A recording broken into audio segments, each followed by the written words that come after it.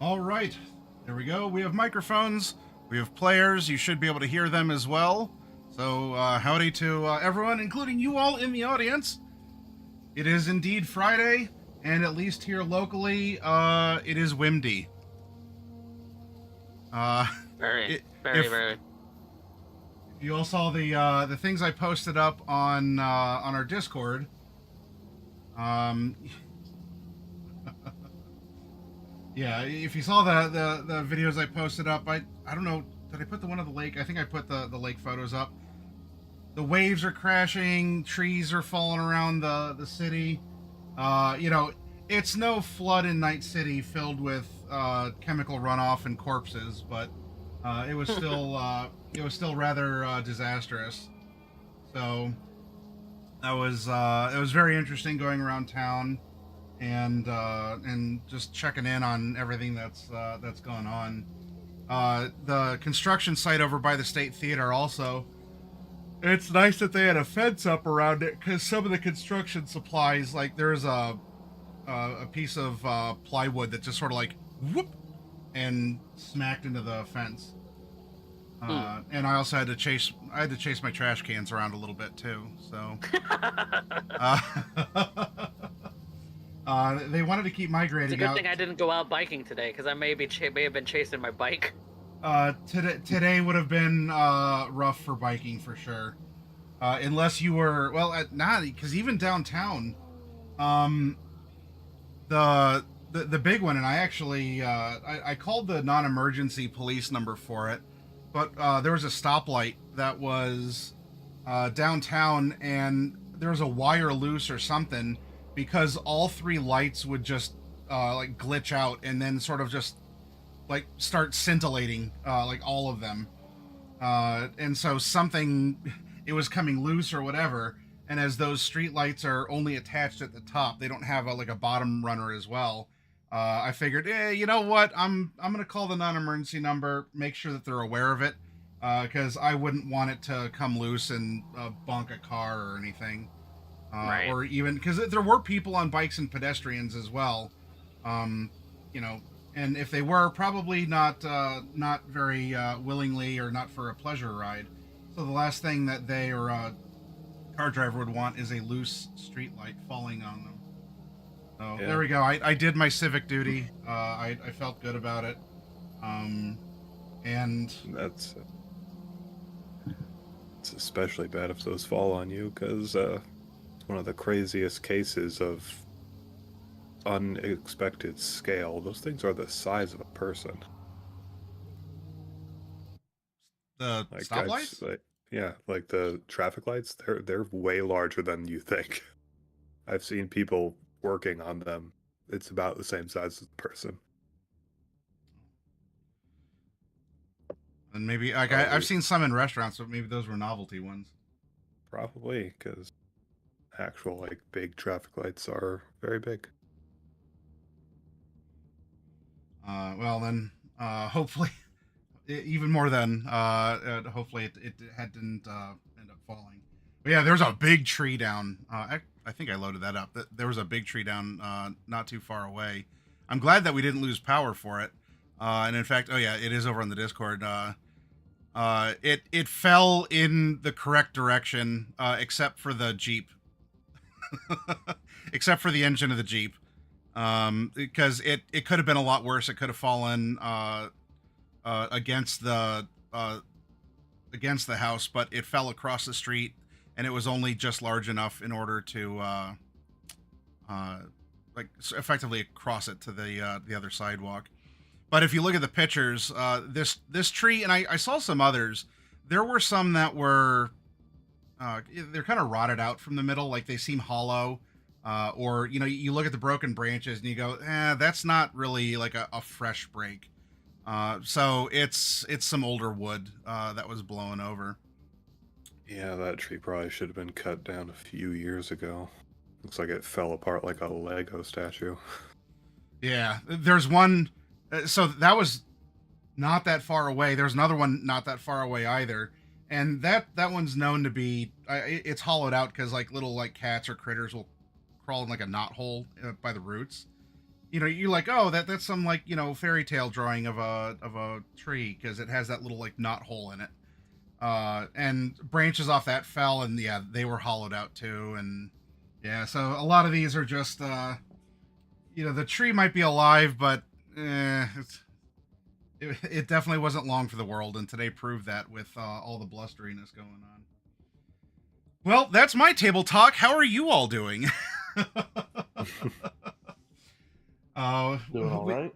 We can we'll get through it here because we're down currently Night Mage and Lethality. We'll carry on here, but let's have our weekly howdies.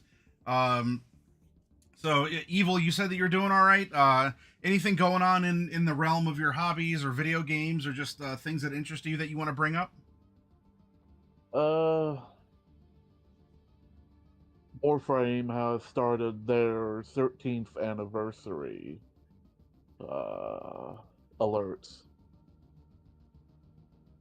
Was that outside the double XP you're talking about, or is that what the event is? It's separate than this, but also along with this is going to be double XP and double drop weekends. Ah, okay. So you're grinding. That's what I hear. I got most of my grinding already done, but if I can convince myself to do it, I'll probably hop on. Well, you've been playing the game for a while, and it sounds like you've progressed. Is there really much for you to grind? Like, are you in like the top percentage of people who you have all the things that you're really looking for from the game, so you're in a really comfy spot? Yeah, I'm definitely at that late game stage. Like, I have a bunch of stuff still to grind out, but it's like a handful of warframes and weapons from specific pieces of content. Okay. But then those pieces of content are getting tweaked with the next update, so I don't really want to go and touch that until all that's come and gone. And then there's just other miscellaneous stuff to go gather. I think that's also getting tweaked. In a slightly similar way, or at least someone who's a latecomer to a game that's been out and is still getting updates. I've been playing Vampire Survivors a lot lately, so I've been just going down the list of here's all the things that you can unlock. It's like play this character for 15 minutes, evolve this weapon. I've just been just going down the list, and it seems like I'm spoiled, and so you reminded me of this. Because I'm coming in and there's like all these characters from a bunch of DLC that's been out, and it seemingly has made some of these unlocks a lot more trivial than perhaps what they used to be, as the newbie to the game. So for someone who's been in it and put in the real grind, I have a respect.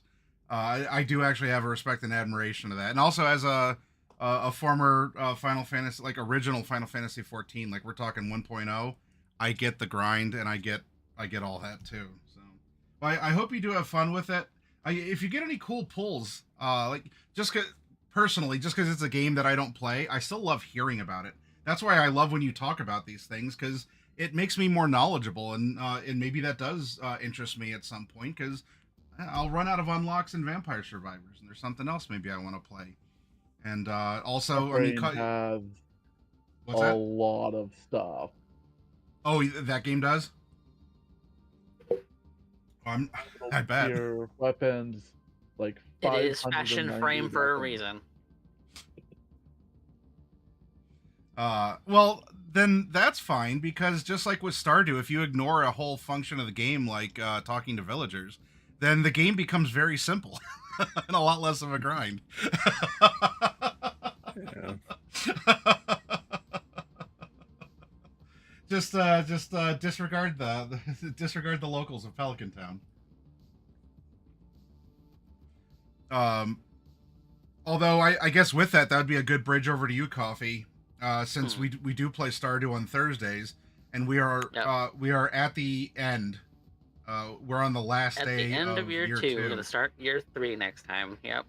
So our farm, at least until Gramps, I guess, comes back and judges us or something. I don't exactly know how that works, but that's what the rumor is. Is you gotta appease the ghost of Grandpa or something, Yep. and show him what you've done. Now there's like an unlimited like time. You could just keep grinding the same farm, and there's a lot of like After that, yep. after game stuff.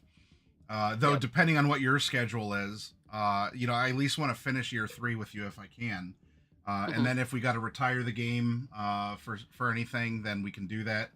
And if so, hey, for either my players or if any of you out in the audience, if there's another game to move on to that we could do as like a fun, like hopefully like a multiplayer thing. I like Phasmo, but not everyone does, or not everyone wants to play Phasmo. But if there's something else that you all suggest, I'd love to look into that as well. Just see Warframe's free. What's that? Warframe's free to play, so... Warframe? Do a little bit of that. Warframe's also a bitrate monster when it comes to streaming, though. Oh, does that have a lot of particles? It is not pretty to look at. Oh. Yeah, I can see that, especially when you're getting to, like... Lots of particle effects and stuff. Yeah. It is a bitrate monster unless you have a powerful PC that can output to Twitch at a powerful bitrate. You are going to have the ugliest stream on Twitch. Hopefully, I would have the horsepower to do that.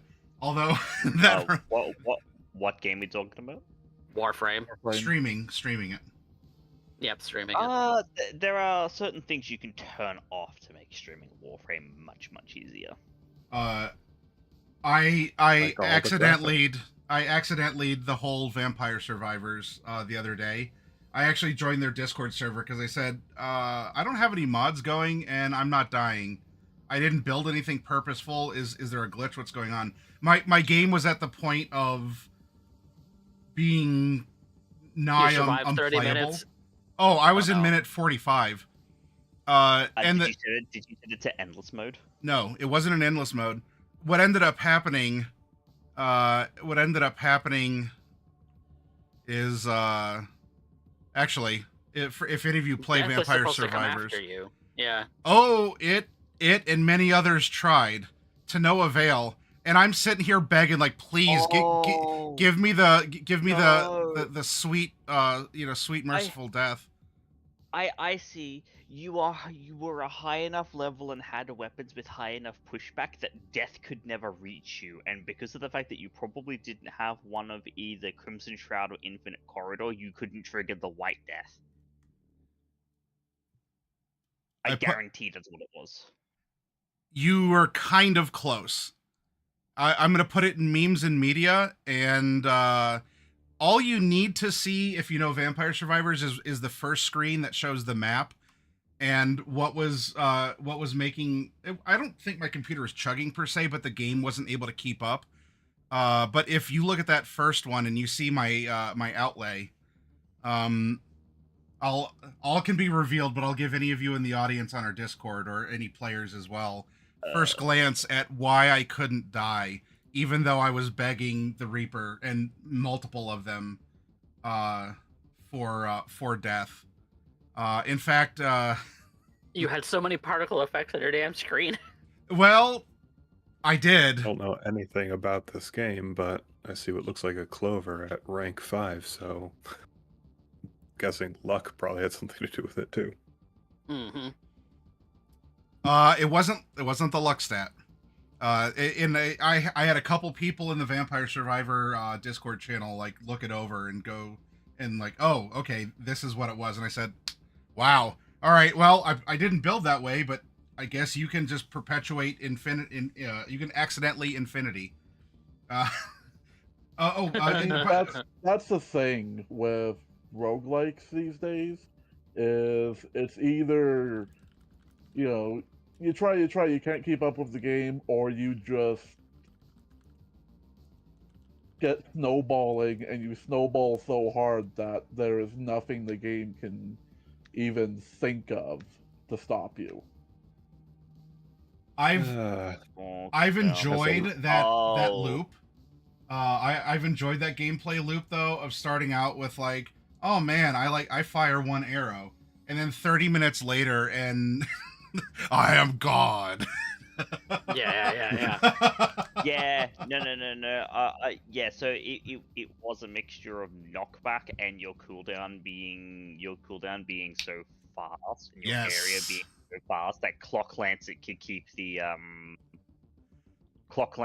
everything frozen forever.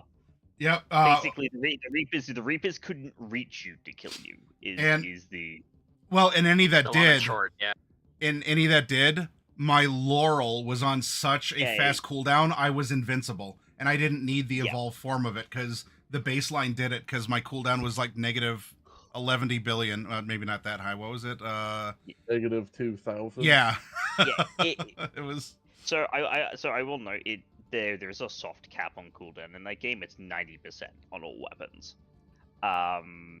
You end up with way more because of whatever you might be like, arcanas and stuff that you pick up that you might be using. But the cap is 90%.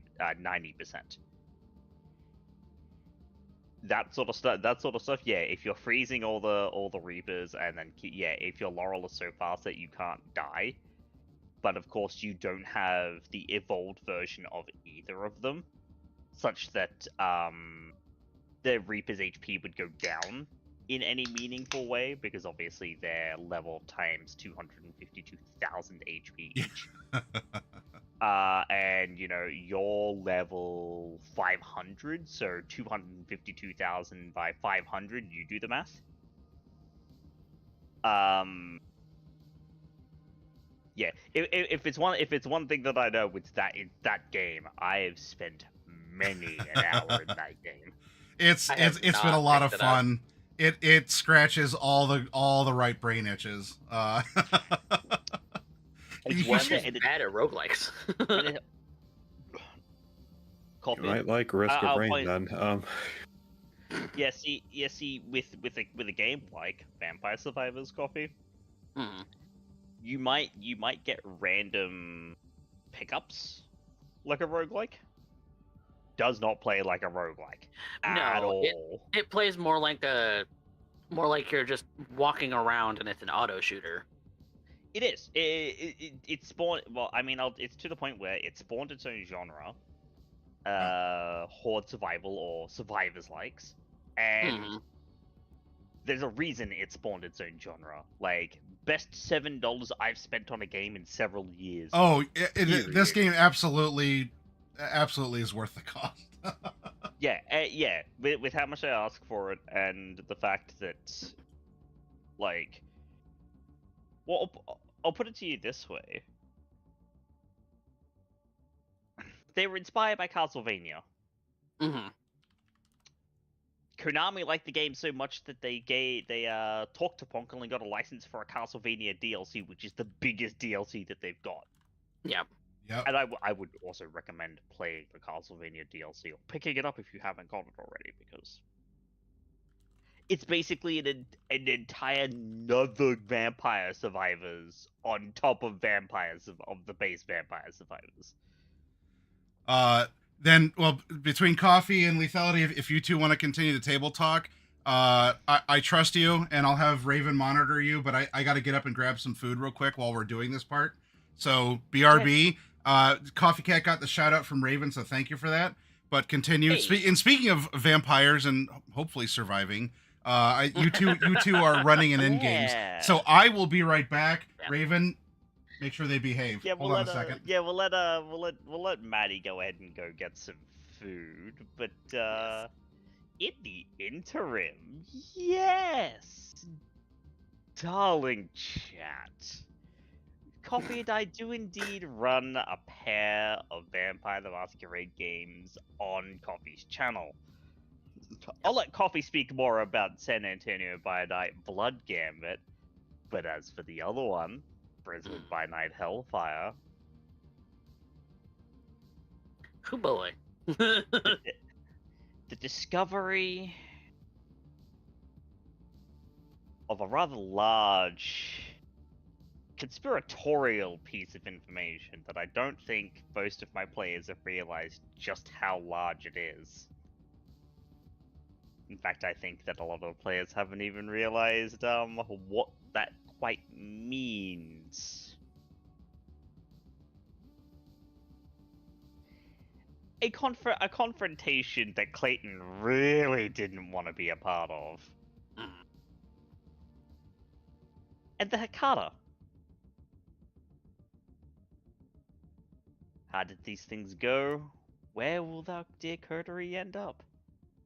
What happened to the absolutely cross-faded Valentina Visage? All of these things and more will be answered tomorrow on the Copycat Presents channel in the next episode of Prison for the Night Hellfire. Yep. Clayton is a patient man, but he's also like, these things probably should be taken with a lot more precautions. But we'll see. He's also absolutely shit scared of the Seneschal, as he should be. As he should be. Seneschal Selena is very, very, very terrifying. But I, on my channel, run San Antonio by Night Blood Gambit, a chronicle. It's set in the Anarch City of San Antonio, Texas. And the coterie that we are following in this particular chronicle is a coterie from Dallas, looking to infiltrate from the Camarilla. And, well, this is the second known try to infiltrate the city within the last few years. And so it's important that these coterie members find this war baron, and once they do, call in for teams to come and destroy him. Will they be successful in that particular venture, or will they all be destroyed in shame like the previous coterie was? All that and more on Wednesday evenings at 10 p.m. Eastern Time. Brisbane by Night is held on Saturdays at 10 p.m. Eastern, so keep an eye out for those on my channel. If you haven't given me a follow yet and you like vampires, go ahead and do that. There's a lot of vampires. A lot of cool vampires. A lot of assholes. 7 years of Chronicles in the making, y'all. I've been doing that affiliate thing for 7 years on Twitch now. Yeah. Highly recommend. San Antonio Aftermath, Dallas, Jackson, Austin. Mm-hmm. All right, did you both do your thing? Sorry, I just got back. I have some beer at tacos, so yeah. I'm munching. We did indeed do the thing with the thing whereupon we spoke about the vampire games and Clayton shitting himself because the Seneschal was absolutely terrifying. Look, not literally though. He's well composed. Well, to be fair, he couldn't literally shit himself anyway. He doesn't possess the biological. He doesn't require the biological need to defecate anymore. You know, because you're dead. I'm willing to give every vampire one in their entire life. Other than that, you don't accumulate anymore. I mean, when everyone gets one. When you have a vampire who's like 4'8", 4'9", kind of strolled over to you, speaking so sweetly and like lilting kind of as if she's bored, and then you just get this immediate switch flick of "Look at me." Well, for all of you here, if you enjoy good role playing, head over to Coffee's channel because you're going to see all this happen. You will see us indeed practice what we preach in the roleplay sphere. Chameleon, what you got going on? Find me some time as I finish eating. While you're doing that, I'm gonna grab me some snack. Yep. Well, I've been doing my own roguelike stuff lately. Which is kind of a mostly game? just Risk of Rain 2 in this case. Because they've got three DLCs now, and that's new content, and I've been trying to go through it. Every time there's new content, there's new items, bosses, and characters with skins to unlock, so I'm trying to go through... Survivors of the Void, Seekers of the Storm, and Alloy Collective. Yes. Going through getting the new Alloyed Collective skins and Mastery skins for the 2 new characters as well. Which sucks, because you have to play on the hardest difficulty for Mastery skins. Oh. Is that something you've been able to do, though? Yeah, slowly and surely. Well, excellent. Are you broadcasting that, or is that just for personal enjoyment? That's just mostly personal. I did do one stream of it, actually, with Evil Intent. Oh, okay. Wait a minute. Yeah. I saw you two in voice chat hanging out for a while. Okay. Yeah. Well, that's awesome. I love it when friends are hanging out and playing video games together. Man, I wish there's a ton. Like, I wish I could couch co-op with all of you. Yeah. So. Yeah. Well, if you want a different game to take the cozy slot, that is still cozy with maybe slightly less pixels and one less dimension, Terraria is pretty fun. Yeah. I don't know if that's what I would call cozy, but It's cozy for the times where it isn't, and then it gets less cozy. But distinctly. There might be like an eldritch horror or two to fight, but I mean, Minecraft has the Ender Dragon, so yeah.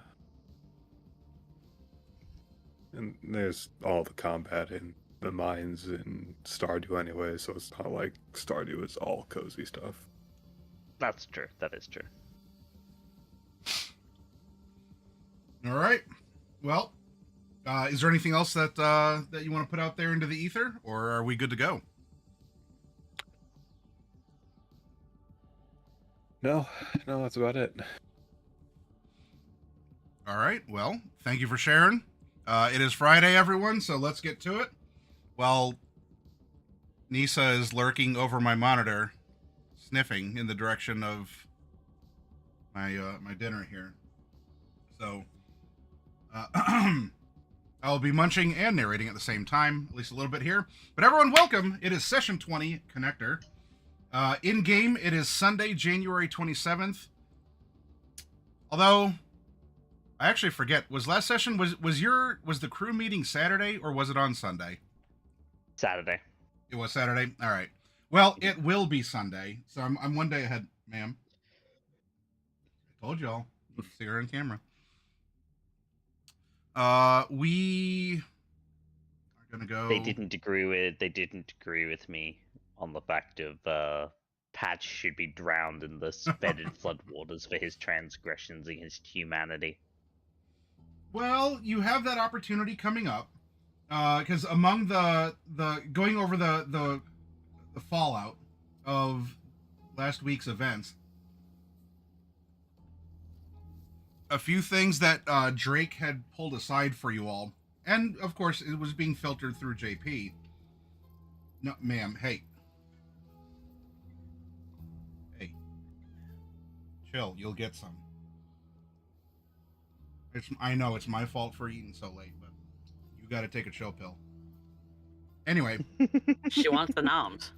so Dynalar, Dynalar's in a bit of a pinch. So far, nobody seems to know. Well, I mean, you and perhaps Patch are the only ones that know what happened. But for Normie 54, the news station, for all the normies out there, is just reporting what Dynalar claims happened, is that it was a part of the very bad weather, the torrential acid rain, and winds and stuff, as it happens. It unfortunately crashed outside. However, there is a another independent media, one Verity Very Strong Arm, who is looking to make the big story of no, that warehouse was actually filled with monsters or more or worse. So this would lead to your all's consideration of what to do with the truth, which could be nothing, or you could be manipulative, or you could you could strong arm someone, namely Patch, because you do have information that it doesn't seem to be out there and is widely reported. And currently, or tentatively, I should say, you have a meeting set up, ma'am. You have a meeting set up for Tuesday, which doesn't have to interfere with, or which I'm hand waving as GM. It will not interfere with any sort of other weekly job that you may want to pick up in the meantime. You can see, though, that Dynalar is putting out an ad campaign, very coincidentally this week, to, get interest in their product and, some soft PR. They address things through the news, and they're, hey, we just make robot parts for people. So hurt me, heal me, remake me.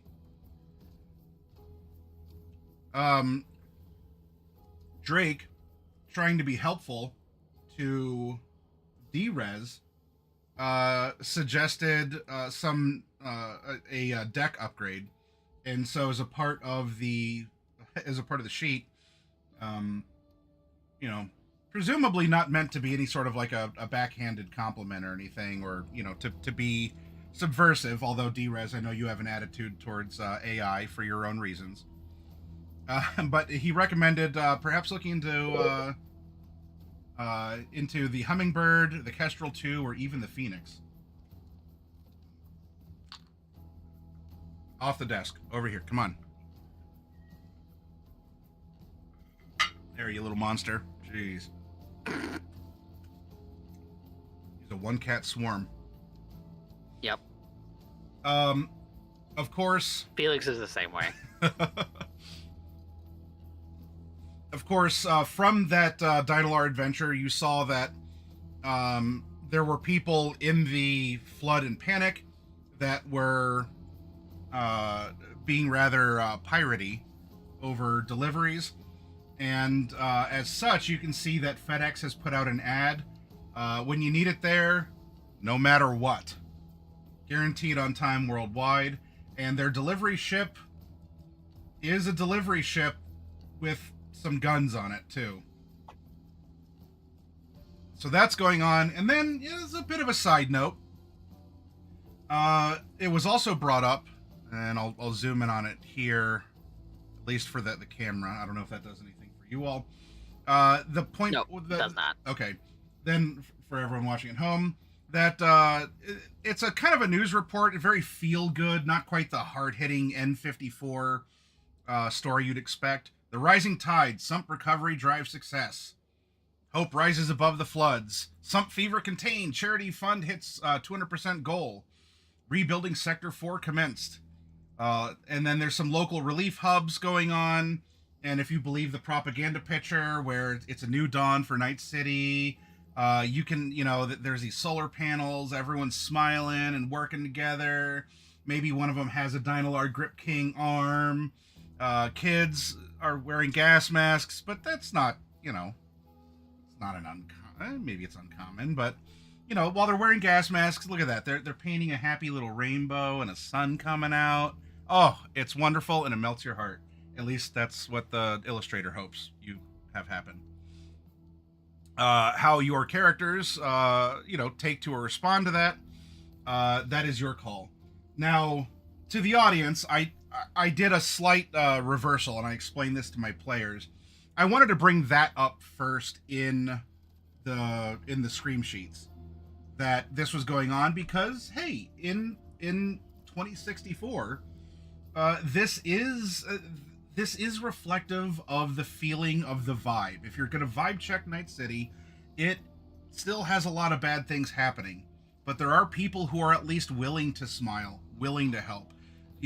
It's a time when, not that it's not dangerous for kids to play outside, but it is less dangerous, or kids are more willing to go out and paint rainbows as a mural.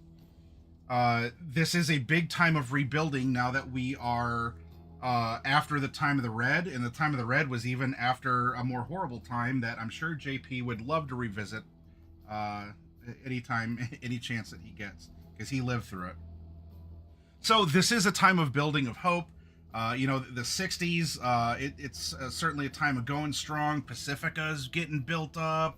And of course, oh man, that new stadium, everyone loved it. So that has the morale very high in the city. A lot of people are really digging it. And then there is a follow-up report, not quite scream sheet, still news, that of these recovery clinics that are happening, because the flooding was citywide, obviously worse in other areas. Sector 4 was hit pretty hard because it's a low-lying, like, edge of town, like former industrial zone. But one of the fever clinics has been shut down because of the toxic cures are, if you are to believe this, triggering mass cyber rejection. Now, cyber rejection was one of the symptoms of the previously reported sump fever. And that was, I mean, it's just what people called it. It's very informal because it is informal. It doesn't have some, scientific name of, XYZ123, or it doesn't have some, like, genome structure, antibiotic or antiviral. Because the floods aren't that long ago, and this was starting to happen. But as these common symptoms manifested, just rumor spreads, especially through scream sheets and through the net. People are just calling it sump fever. There's a couple alternative names for it as well. But symptoms include high fever, cyber rejection, and delirium. And then, of course, the Grip King himself seemed to be succumbing to at least 2 of those. Although I don't know if any of you ever touched his forehead to see if he had a fever. That's fine. Well, that would have been on his biomon as I was scanning him. So. All right. Speaking of which, you convinced yourself that you were not sick, D-Rez. So congratulations on that. Yay. I'm not sick. And as such, you chose not to go see Jessa. And you handed the card back to JP. But I made a mental note of her info just to make sure I know how to get in contact with her should I need a Ripper Doc for anything. Like installing a new cyber deck. I haven't committed to getting a new cyber deck yet. They would be a little pricey as well, because what was recommended to you are some nicer models. But hey, maybe after your next big job or something along those lines. But Drake, bless his non-existent heart, he tried. All right. So anyway, we had this conversation, a little bit of the follow-up and/or fallout. If you need me to go back and refresh anything, go ahead and do so. But I wanted to make sure that I was taking over this initial review just to make sure that we all have it in our heads that I reversed the order. Not that that's a huge thing, but just because I like progressing time, and especially through the scream sheets, I love making these things. They're a lot of fun, and especially, I don't know, when I make them, I'm sitting here thinking, oh man, like, I really hope that the crew loves seeing the fallout of what they did. Such as with this, like cell phone style image and this conspiracy theory. Although speaking of conspiracy theories, are also pretty what's good. that? Oh, the images are always pretty good. I'm glad that you like them. I want to try and keep things mixed up as well for funsies. That was a self-imposed side quest as well. Is you want to track down information on this supposed UFO activity or this close encounter and in particular, you were doing some side research into like old data terminals where you could find them around Night City, and where we had left off with that, because it would be an ongoing research project, is you have places to start. There's like an old technology museum you could go to.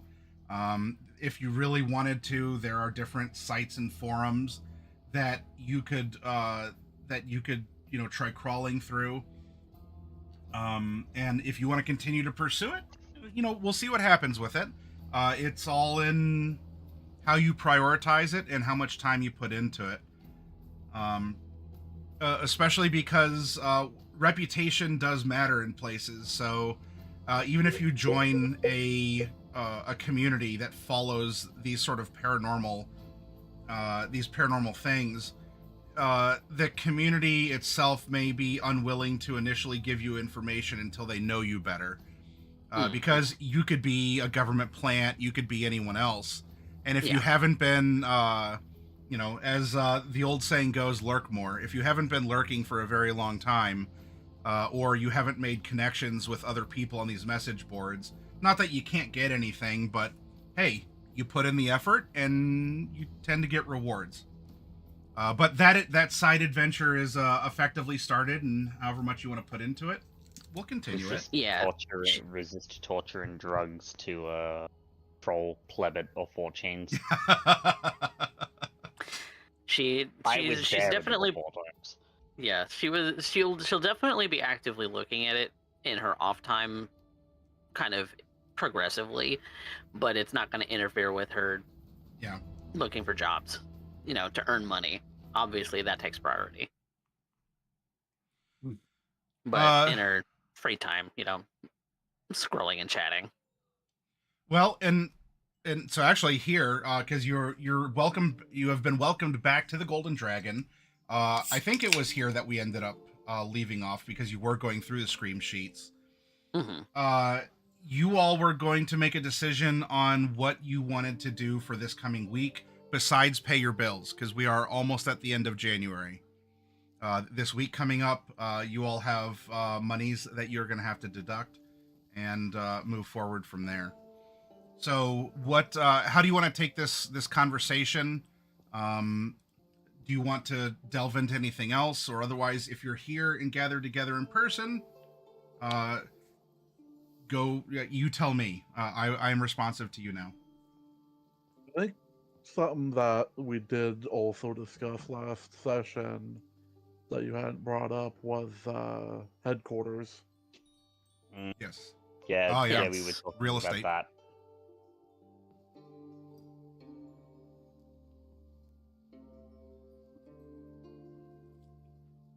Well, something easy for all of us to get to.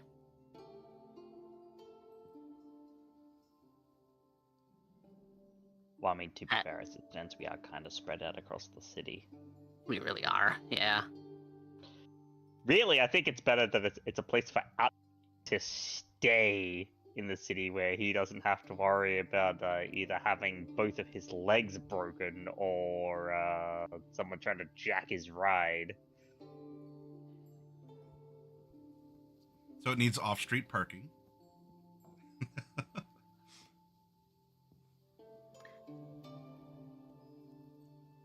The further into the city we go, the more expensive a garage like that's gonna get. But if we end up in some kind of gang-riddled, suburb or something, then we're gonna have, more risk getting under fire when he does come to park his car in the garage. So some kind of middle ground. He can buff out your Volzy, he can buff out bullet holes. Well, we'd have to go to a Ripper Doc to buff out the bullet holes in him, though. Have you seen how armored that thing is? I have.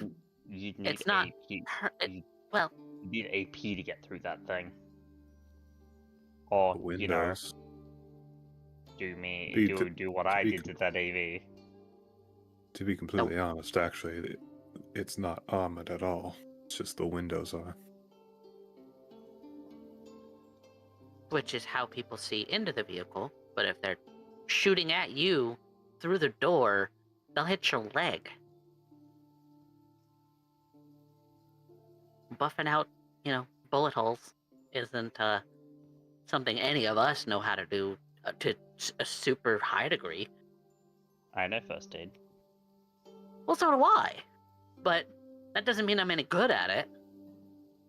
I can't reattach a limb. Hold on a second, actually, because We don't exactly have a medic at our disposal. We'd have to go to a Ripper. yeah, no, I am base 8 first aid, so I am half decent at first aid. Not to the point where I'd be considered like Well, actually, so am I, burgeoning. but yes. If you want to get 2-bedroom apartment, which could probably reasonably be modified to fit 5 people, split the rent evenly, that's $500 a month. Half of what I'm paying right now. And then a place to park. I believe 2-bedroom apartments come with 2 parking spots. They do. In a big garage or a private garage? Well, it's still an apartment, so Well, it depends on where.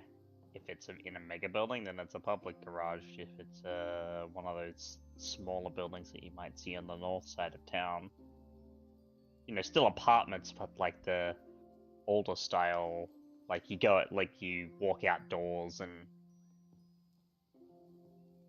almost like the Honestly, hotel style That- rooms, but But that's also closer to Arasaka headquarters, isn't it? Or at least where they're kind of basing.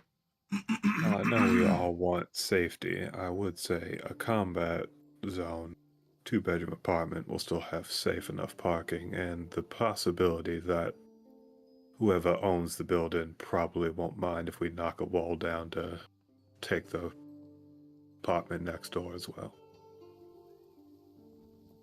Yeah, that's the other thing, kind of expansions and big modifications. No one with If we money keep- is if going we to keep be the- wanting to live in a combat zone. and I mean, whoever owns that building is also going to be happy for the fact that there's now Paying tenants instead of squatters. deadly mercenaries at that. Oh, those kids are playing grenade baseball again outside. Mm-hmm. I feel like it's like if they're not careful, they're gonna put out another window. Yep, comes down Get to rid of it. what type of vibrant nightlife culture do you want? Do you want to live across from the theater, or do you want the neighbor kids to be playing grenade baseball? Just make the apartment windows bulletproof.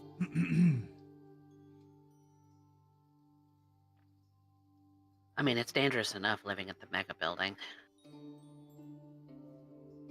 With like a Second Amendment store like 4 floors down. So combat zone's not that different then. Probably has a little more natural light too. Well, there's plenty And of natural light that comes in through the sunroof at the very top. And to be fair, it's also not necessarily that we need to move out. Well, no. But also, that's paying rent on 2 places. Well, you two are already paying for your studio apartment. Mm-hmm. Myself, Gopher's already paying for a stack as well. So really, the only people who currently don't have any permanent residency in this city are myself and JP. That's because his stack flooded, isn't it? His cargo container by the bay flooded, yes. I sent Not you a list. retrievable? Well, JP would be here and would be able to explain it himself, but JP decided not to go back to his cargo container because he already had everything of worth with him, and it would probably be growing mold. Mm. That's Would probably have to gut the place, yeah. especially if it's a container was- reconstructed. And it was only about a foot off the water anyways, with how close to the bay it was. Mm. Yeah, so if we So- get floods like that again, it's just gonna flood again. Honestly, surprised it didn't happen sooner. I believe. Well, we can, if necessary, we can retcon it. But I don't believe his intention to move into a cube hotel for February was super secret. Well, So- no, I was there when he did. So Yeah. Or if he said it in confidence to you alone. But I think that, I mean, I think we can move, or we can not move. We can make a decision around anything with that being brought out too. Is that JP is looking at actually kind of moving up in the world and moving into a cube hotel for February, so that he's not living in a van down by the river. Well, go for. Outback's gonna hold his hand out. Want to go 50-50 on a 2-bedroom in a combat zone? Arguable if that's better than a cargo container stack, but certainly got more room. Yeah. If we can settle a deal in the next 4 or so days, we wouldn't even have to pay rent on our current place.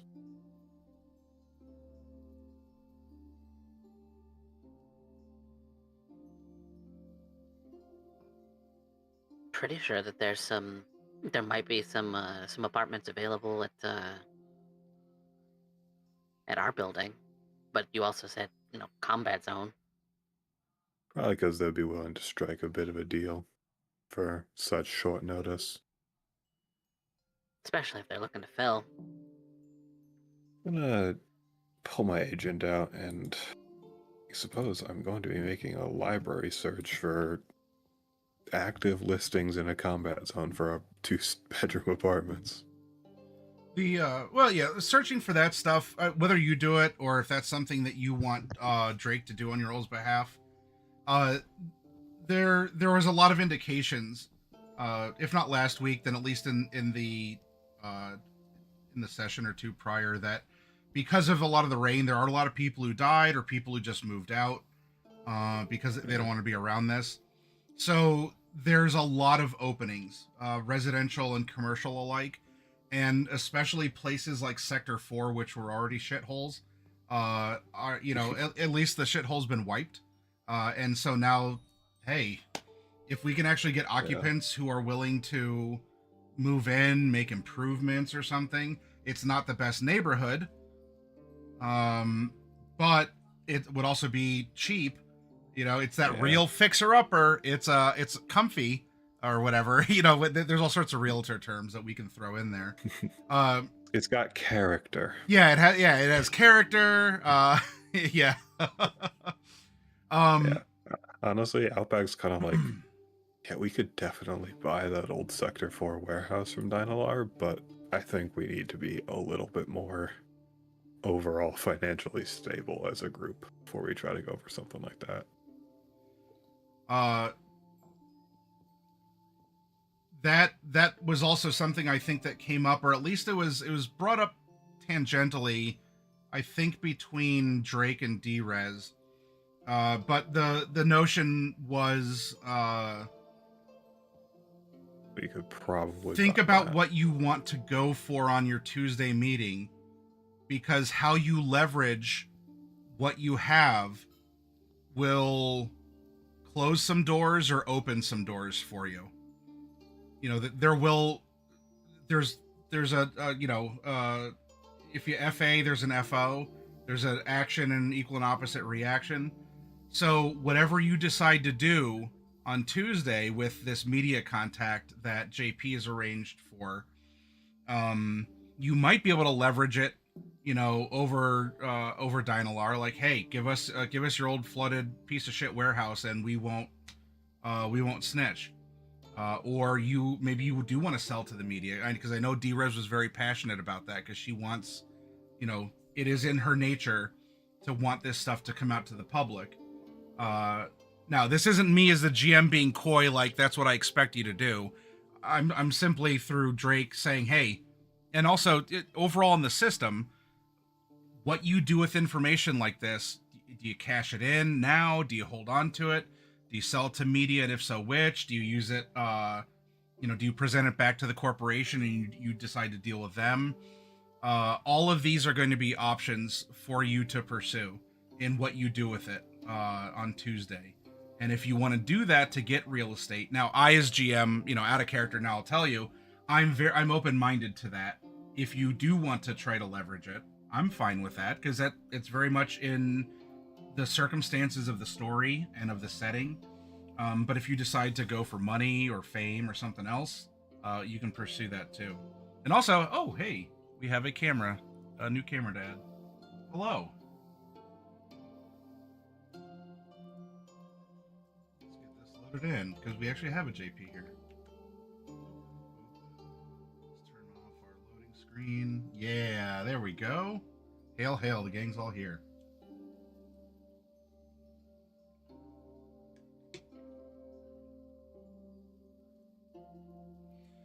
All right. Well, as the quick catch up for you, Night Mage. Well, it was a review of last week.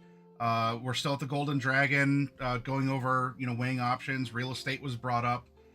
We touched on the. Oh, you know what? I didn't move you all over to there. I moved screens. Yeah. Sorry. Call me up. Be like, Matt, you didn't. You changed the screen. You didn't move us. I was just still looking at the screen sheets. So, but well, I mean, yeah, there's that too. So, yeah, you were going over screen sheets and such. It was a little bit of a recap. Is there anything that you want to say or add to? Not that we're moving on in this moment, but to catch up on the catch up.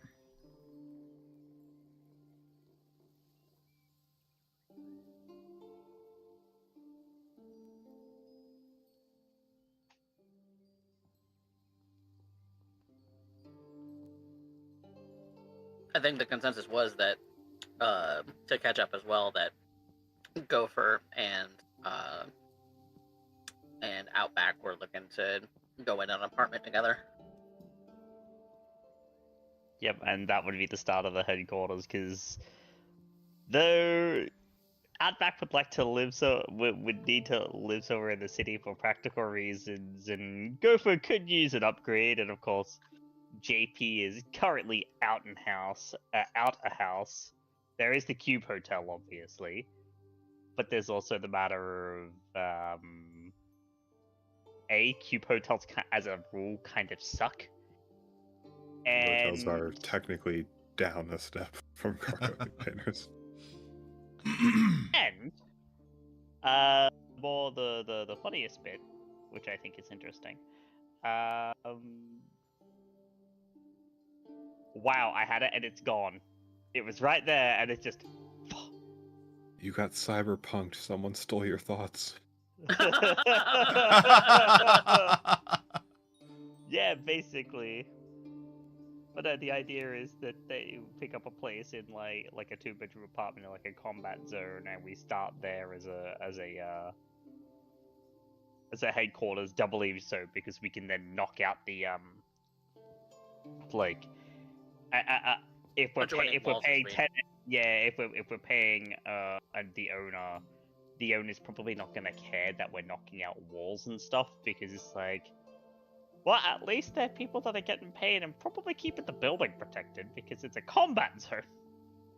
Actually, if it's just me and Gopher starting out, because you and D-Rez and JP already have other things, we probably would want to start out with just the studio rather than the 2-bedroom. Yeah.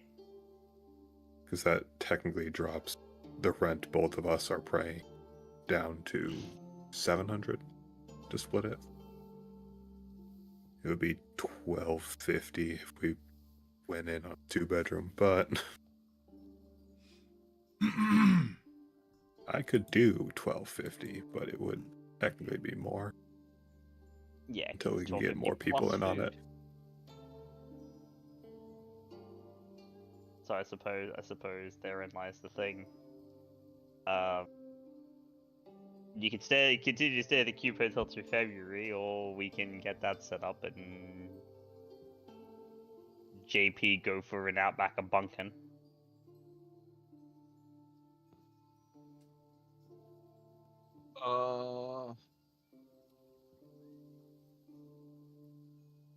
I mean, even after paying the Cube Hotel, I could still pay the rent. So if we get another...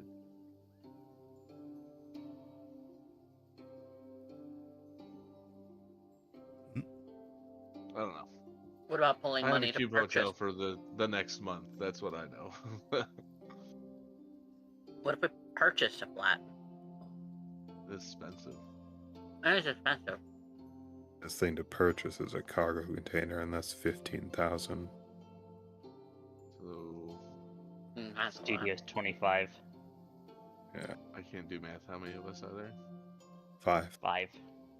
So Be 3,000 each, yeah, and I only have I'd half that. 21.97. So Yeah, after rent this month, I'm gonna have like 1,000. Yeah, same. Okay. I d- But something to save up for. Eventually, after, establishing a rent relationship, we could see about purchasing the unit outright. rent to own. And then, talk about knocking out walls.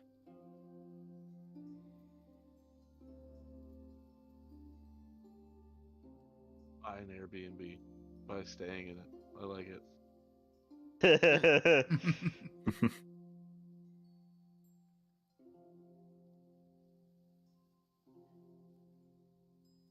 So combat zone it is for you guys get an apartment, and then we kind of build a headquarters from there, sort of, where we all meet there and talk and do stuff. Can work, yeah. It's gonna be dangerous, but hell, what neighborhood isn't dangerous in Night City? Corporal Conapps?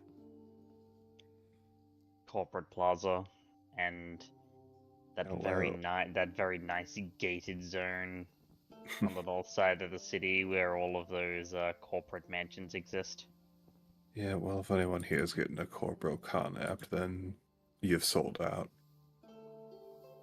Corporate facilities are real safe right up until the assassin that was sent to kill you magically avoids every camera and every door is open for them. Which usually means that the corp wants you dead.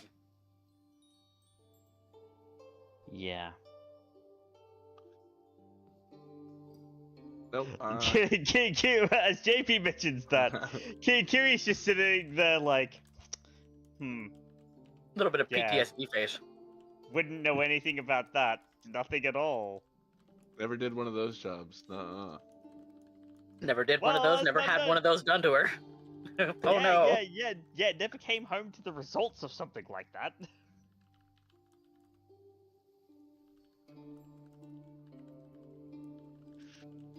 D-Rez kind of looks over at Kiri with Kiri's PTSD face going on right now. And I'm She's just like, staring off, but she's just kind of 1,000-yard staring. doesn't say anything, but just watches her for a moment.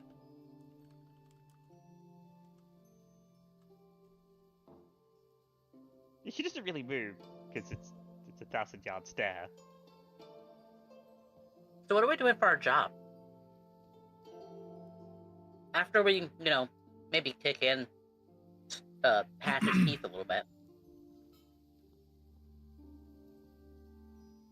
For even being okay with Dynalar doing this shit in the first place.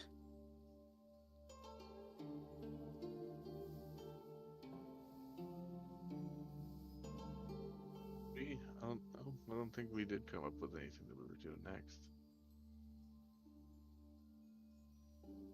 You got the meeting with the media on Tuesday, and that's like Yeah. another Yeah, character it's point. all That's the about- only thing that's planned. Yeah. Outside of that, But Jim's promised if you do mentioned that was- something else for the week, like a day job or a canned, then, that won't interfere. yeah, the thought was obviously we can go see Mikhail tomorrow. And, like, Especially if he has something ready for us, I guess. yeah, we can go see Mikhail tomorrow, and that's an easy 500 eddies and trauma team coverage, basic trauma team coverage for a month. Oh, you guys are really gonna make me get in one of them suits again. Alright. I'm not happy about it either, but it's one day a month. I think I can. I think I can And then- resist punching Mikhail in the face for one day if it means 500 eddies and basic trauma team coverage. Yeah, that Basic would trauma team be. coverage is quite nice. I Sure, he just would appreciate it. am not a big fan of the claustrophobic nature of the way that he puts us in there. I'm just saying. No, Put it but this then way: the net feels more wide open than those pods do. No, but sometimes we have to do things that we don't like doing in the name of Money. Money. ensuring a certain quality of living. As an example, for his transgressions against the people who require cybernetic augmentations in order to do their jobs like farmers, I wish to drown Patch in a puddle of fetid floodwater, and yet I can't. We all have to do things that we don't like doing sometimes. Sometimes that includes leaving pieces of shit alive. Professionalist. Also, as a point of order, people might think that this is really low empathy activity from Kiri, but it's not. He's just transgressed on her code of ethics. And she's like, if you cross this line, you die. And she was like this from day one.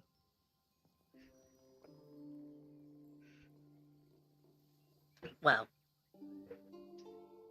I would certainly like to maybe not understand his position, but definitely let him know that that kind of shit doesn't fly.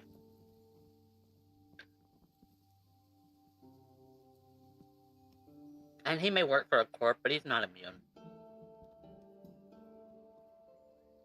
Yeah, to sit down, just... I have this thought now, sitting down with Patch, and Kiri just pulls out her silenced heavy pistol and puts it on the table. Why are you doing that?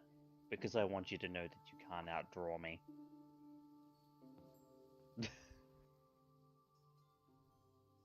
So when do we want to talk to Patch about that? Probably after we talk to the media.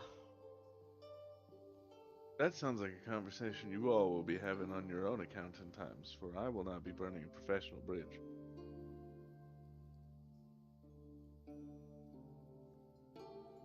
That is more than fair. I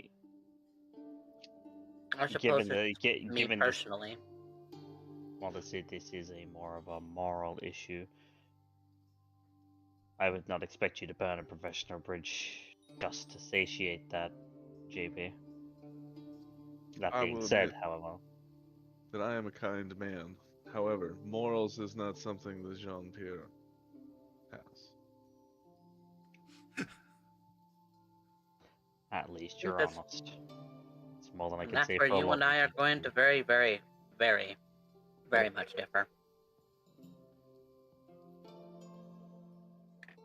I was raised in this city. I know how hard it is to survive here. We. God damn, stupid cat. I was raised in this city after it had a nuke dropped in it.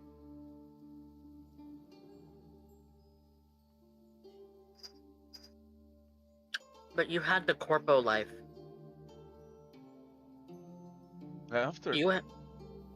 I pulled through years on the streets, yeah, I did. It was pretty good. Went all over the world. Did a lot of things. I never did. In fact, I'm pretty sure that my parents ran from a corp, and that's why I'm here. Assuming that's all it's cracked up to be is a, not what I would call a fun exercise.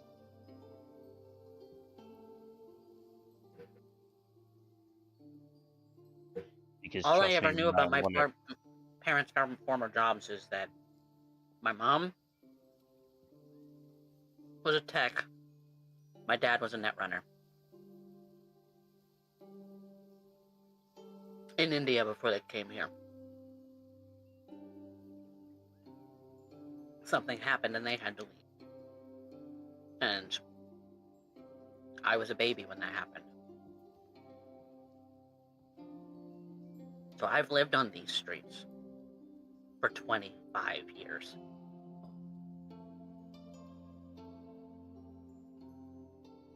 I know how hard it is to be on the streets for 25 years. So, any amount of a cushy corpo job, you know, one of those submit and you'll be okay sort of positions, A, doesn't sit well with me. B, you had a lot more opportunities than I ever would have. Just by being a corpo. Do you think I was born a corpo?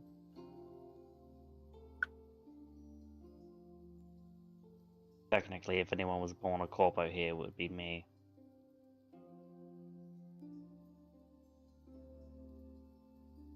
And trust me when I tell you that it's not all it's cracked up to be. You're still Sure. young, D-Res. Oh, sorry, go ahead. Sure, the grass may always seem greener on the other side.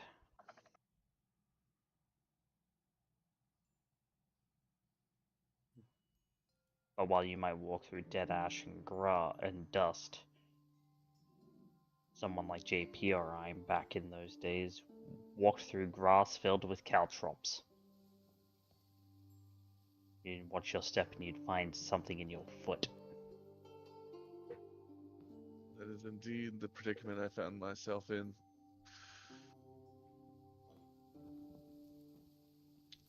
D-Res, you may still be young.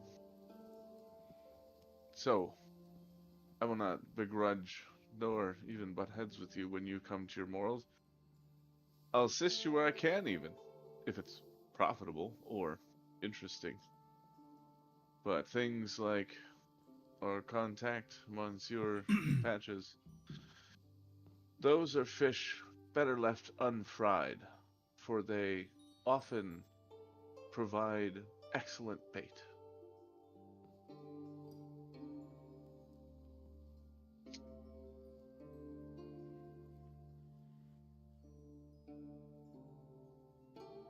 I can't. I can't do that. Well, that's the point of forming a crew. I can't just sit back and watch Dynalar screw up people's lives.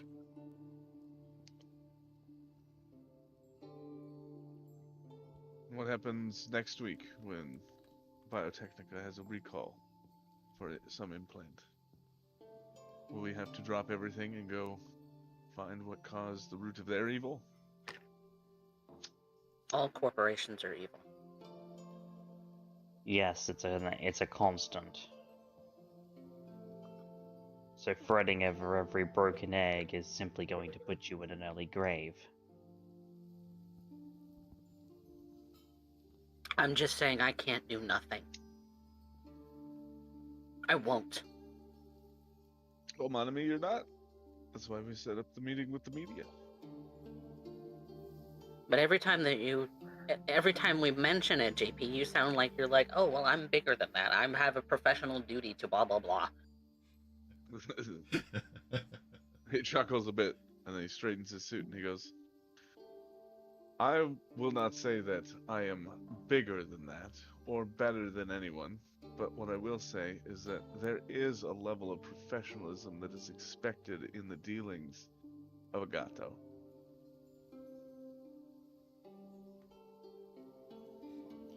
Okay. He has a role to play, just like we all do. So I'll do it alone, like I always do. That's also not the point. I think you're missing the middle ground here, D. It's not black and white. Sometimes you can put things into motion without directly seeking its resolution yourself. Hence why my guidance to turn that information over to a media. Yes, and I want Dynalar to know that the people know. And to, I don't know, reverse it, or recall, or swap the firmware again, or something. You But know be they held won't. accountable. You know they won't. Accountability, yes. Them changing, no. You can't expect a pissed off snake to not bite people. Simply not in the nature of the beast. However, and this is the point that I've been trying to make for the past 10 or so minutes.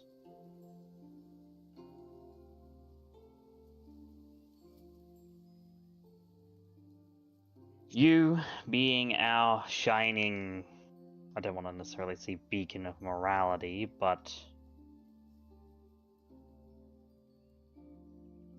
more of a heart of this little crew that we have for ourselves means that we colder folk are able to do what it is that we do.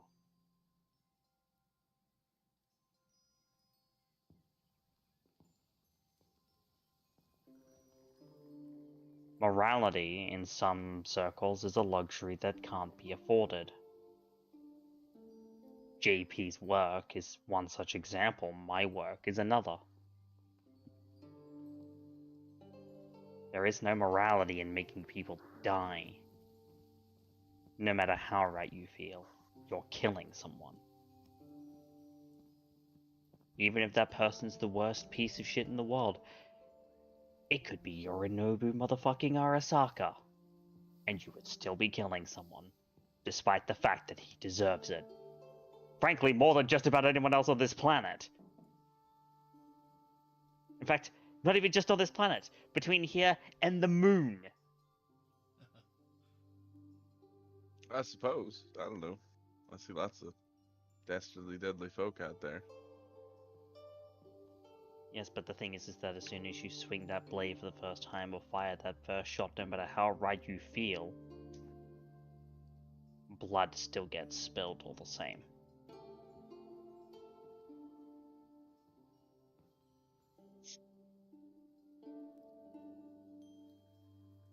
For what it's worth, I agree with D-Rez in this situation.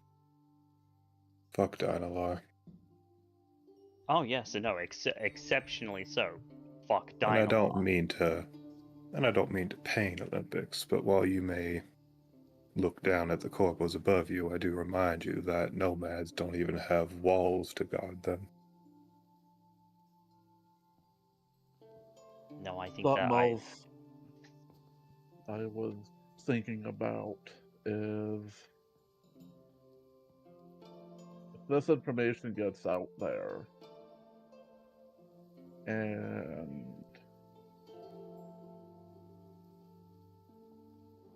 it hurts Dynalar, we might not even need to do anything to patch. Dynalar will take care of him for us. If information like this leaks, assuredly they're going to tear the company apart and find out how. It's going to come down on Patch, and if we're unlucky enough, it's going to come down on us. Because he'll probably spill who he talked to before they cut his head off.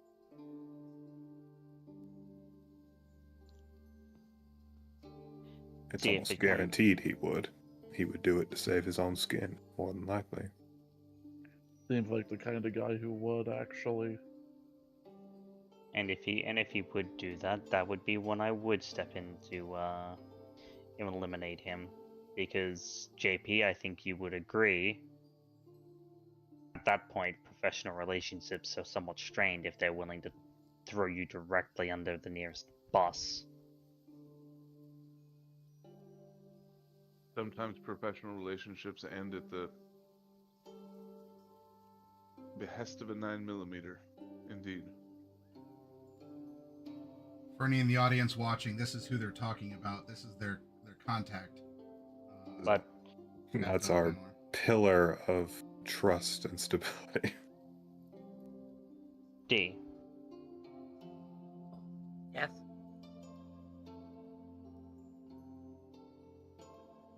I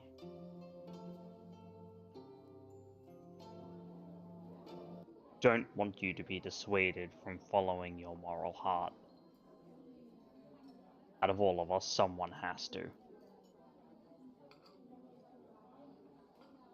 And the fact that you still possess that is an admirable quality in these knights.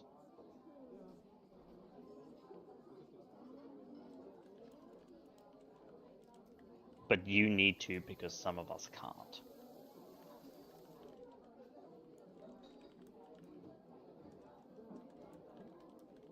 Because that's what life demands of us.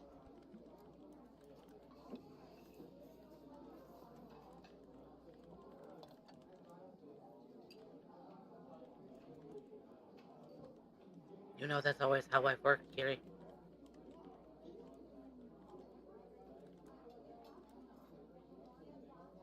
Yes, I just don't want begrudgments between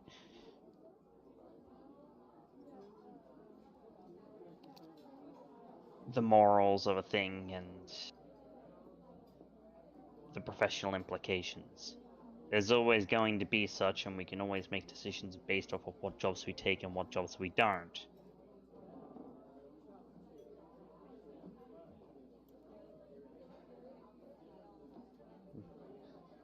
But Gopher and Outback are very much right in that we don't necessarily need to go directly bullying Patch to make him pay for what it is that he had us do. If he indeed knew. He knew. He said he wrote that code. As a middle manager, I don't believe him. Management doesn't write code. He knew about it though. Oh, sure. That's the whole reason that he even wanted us to do this job in the first place, is he needed to cover his own ass. 100%. Then He couldn't ask Dynalar to do the same shit because he would get in trouble for it. Because they'd probably put a fucking gun to his head, flatline him. unless he Exactly. was indeed telling the truth about Dynalar's bureaucracy and that it would take too long to quote unquote fix the mistake that he probably made. The intention was to bury the code further, so that no one could discover it. Oh yeah, but the mistake was there was a bug there.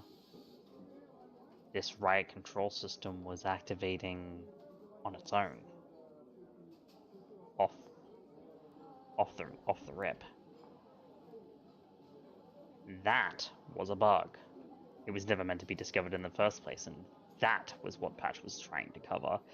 Bury it deeper because the functionality Dynalar wanted to be there. But bury it so that it wouldn't just activate on a whim such that someone would discover it out of the blue like we did, and like anyone with the great Dynalar Grip King did.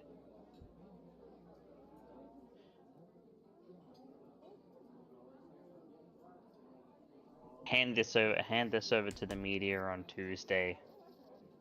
Let Dynalar hang him.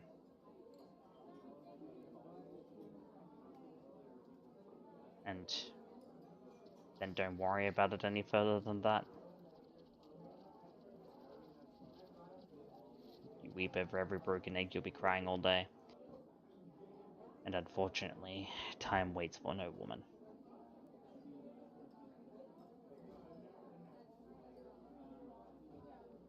So, our next steps after that. Mikhail tomorrow, then any plans for the rest of the week? Because if not, I know there's a hustle nearby that I'm thinking of picking up.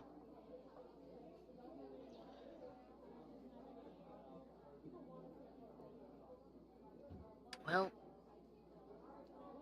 there's always that FedEx job, but I don't know. Is that I could do permanent without. position? I don't know, but I could do without corporate work for a little bit. Truth be told, Fair enough. Encom was fine enough, but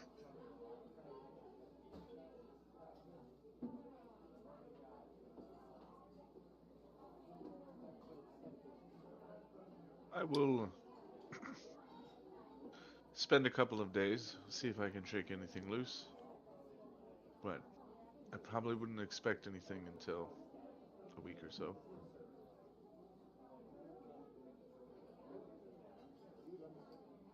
Well, fairly certain that there's something that I could pick up too.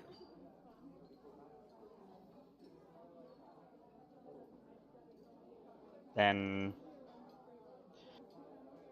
after that, we'll figure out what the next week holds for us as rent goes by and everyone tries to scrounge together the money to pay the bills, and we get started on a place to call our own. Headquarters for the Lost and Found crew. I mean, you do have to have a place to collect the lost and found. It's true. They usually end up in a bin. But an We'll make it apartment a will. nice bin. Yes. Try And then not to after end up that, in a we can trauma think about- team bin. The nicest bin in the combat zone. Yeah. Combat zone bin. Well, I'll take a drive around, see if I can find any good places.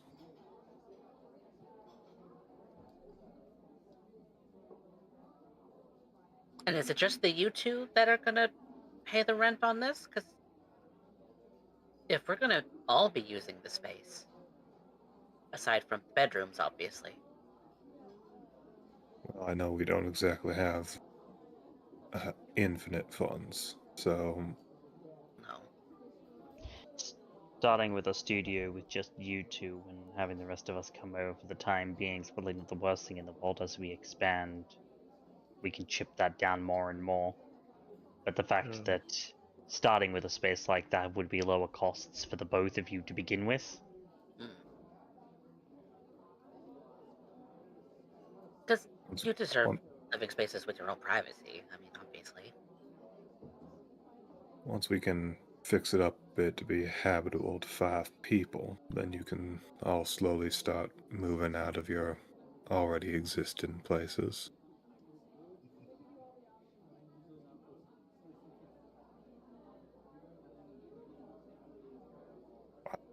But We're not going to be working with the greatest of spaces to start with, and I will say I am going to try to be a gentleman about having a mixed living space with 2 ladies and 3 guys.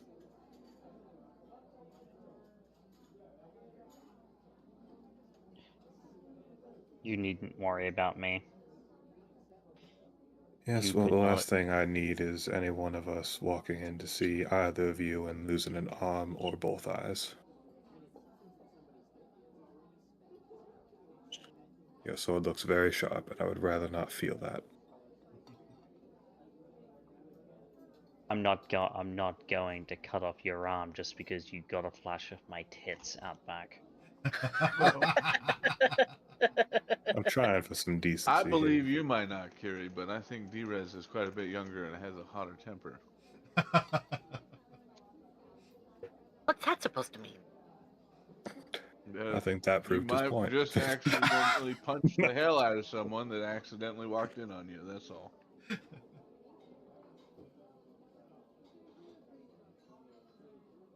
I don't even have anything to look at. I mean, I think Look, it was that about that 50 is on me. for Look, I grew up you in a and God to nomad decide, family. not me. Look, I grew up in a nomad family, so my concepts of personal space are rather different. And I would very much, and that is very much kept in mind as someone who spent most of their lives in in training facilities alongside many other people. I'm too old to give a shit.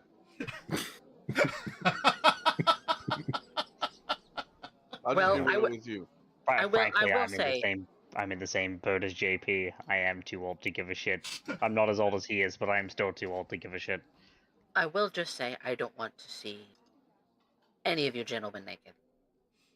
Why would I Ever. ever allow a lady to see me naked? Do you There, see this when you suit? live with roommates, it's an beautiful. accident sometimes. When you live No, with that just 4 means other that people, it's an accident sometimes, and we're not just going to means be you having weren't the prepared. greatest space.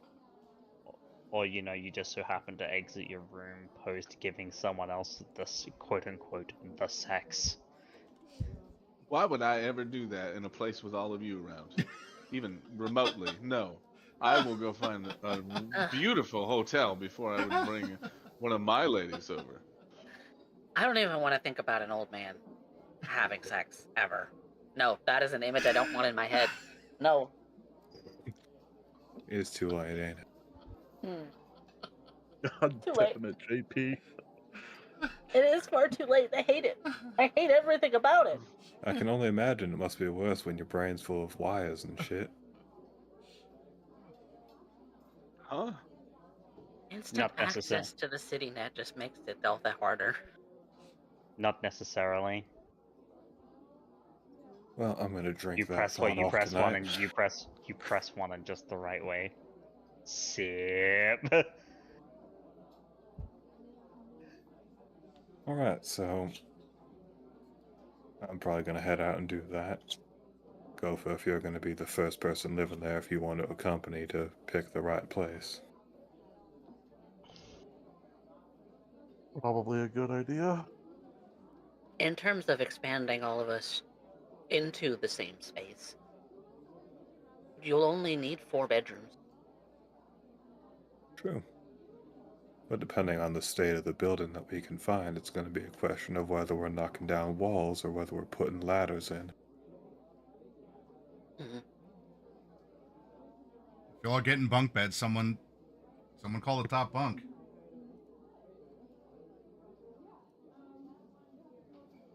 In the kind of building we're going to get, top bunk might be worse. That means you're closer to the water leaking.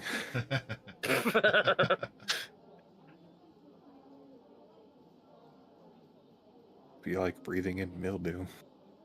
Ew. I mean, if nothing else, Gopher, it's a combat zone. That shotgun of yours, I'm sure, will get some nice target practice. Also, reference Yeah. image for those You- watching out there. This is the type of area they're talking about getting a Kids won't be fixer-upper in. won't be so game to play grenade baseball if there's a chance that one of them might be turned into a pink mist by a way of a slug. This is why you use non-lethal ammo. You don't want to kill any kids. Fuck, that's brutal. Never said anything about killing children. It's the That's fact what a that it, slug from a shotgun's gonna do. You did say Yes. kids playing baseball. grenade by baseball kids. specifically. They meant, you know, your age, D-Res. I am not a child. You're correct, you are not a child, but you are still young. I may be like 4'6", but I am still an adult. Correct? I think it's more a matter of the fact that you're in your mid to late 20s and at the very That's it. Yep. at the very least I'm pushing 40. Old man. JP is pushing nearly 60. I thought he was older than that. Jesus. You thought I was older than 60. Yeah. You have to understand, a Bondage. great deal of people in this business have age blindness and can't really tell how old people are because we don't really see many people beyond 30. Do I need to go get a job done? Do I have to go get a body scope? Am I already It looks getting like you already have. What? Not a day in my life. You tell me. I'll You're tell you. telling me that your Hey, this is still my wrinkleless natural hair. and your wrinkleless face is not a biosculpt? That's correct. Haven't you ever heard Black Don't Crack?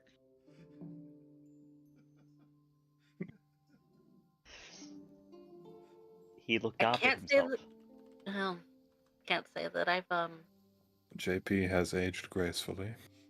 known for without Apparently not biosculpt. graceful enough. How many people in this world can say that they've aged like wine? Most people age like milk. If I can Most feed your people- conspiracy theory brain, Drez, and you don't have to make this known to others, but I'll be a voice in your head. I believe JP said that he worked at Biotechnica in his corporo days. So Some people that- age like wine, but some people age like the fucking processed foods that they sell you, which is to say, not at all. I've seen some of the Arasaka executives. something could have been done with Biotechnica to keep that, or maybe he's the lucky one and the microplastics that absolutely riddle his body have preserved him gracefully. Maybe some macroplastics too. But That you is what were plastic surgery is. passionately Any of the talking other about chemicals. corpos, and you're looking at him. He worked at Biotechnica, so no. To be fair, the only way to really be able to confirm your age is if I worked at Jack and Deere Biomon, which you have conveniently don't have Not tied one to a of. neural port. I don't even have biomonitors. But I was right. The only thing that was mine that the corpos couldn't rip out of me was Drake. you don't even have a Biomon to be able to run diagnostics on your existing cyberware. So Drake's for. So Drake has your Biomon. No. I don't. I only have one piece of wear.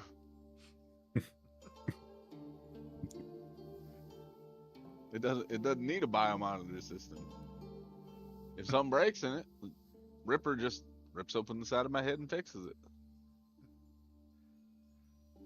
Miss Drez, I assure you that JP is in very good health.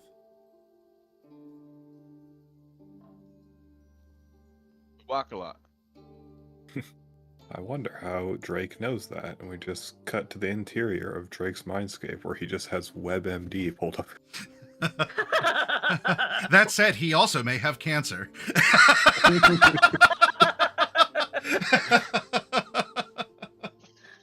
I guess if do you regularly get doctor's visits and if you've been an edge runner for quite a long time, how often do you go into the Ripper to go get diagnostics done? Once a year. You can afford that. Yeah. Not to say anything Do against you the see the chosen suit that I'm profession, wearing? Of course I can afford to go to the doctor. It's a little tattered. and nothing against your own Tattered. personal profession, but you're not exactly the type of edge runner that is putting himself in the way of bullets very often. I wasn't gonna say that. Well, he's I'm a not gonna say fixer that you're more not than he is- wrong. more than an edge runner. I'm an edge But I runner. also wasn't going to acknowledge that. We are all, in our own unique ways, edge runners. If you look at it, nomads, they run the edge of society in the wasteland. Netrunners run the edges of what is humanity and what is machinery. Fixers, we run the edge of the market, and we fiddle with the corporations, and we have to slide a very fine line between knowing just enough and not knowing too much. Solos Run are the on edge the of a edge of blade every through your body. battlefield, or that. Hmm. And technicians are on the edge of science and technology. While the corporations are hoarding what they've got to rebuild, it's folks like Gopher that are helping the common man by actually producing goods.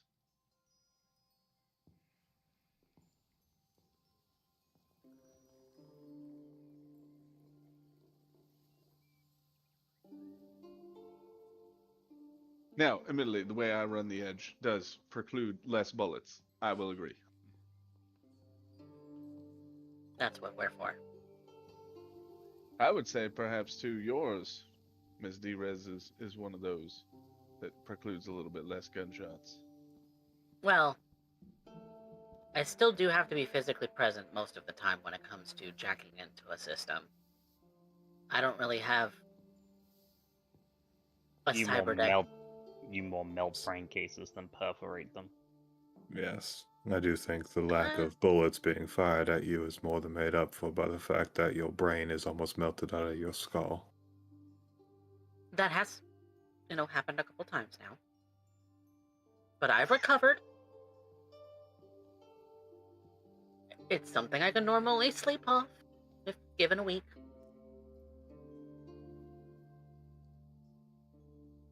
Week-long headaches. Mm-hmm. People wonder They why suck. they say net runners go crazy. Suffer massive brain hemorrhages and then just sleep it off for a week.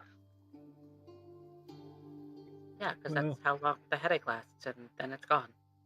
How often do you go to the doctor?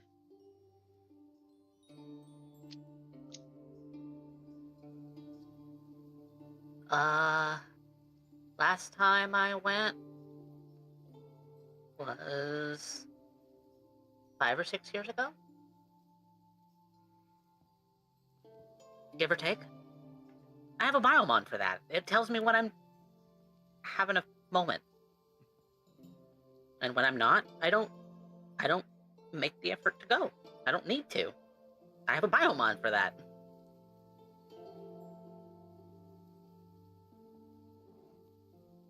In the review, Night Mage, I forget if you were there for it or not. Remember that she did hand you Jess's card back. Okay.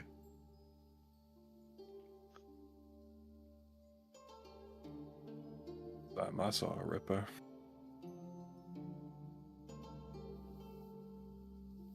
$20.57. That's when I got my arm.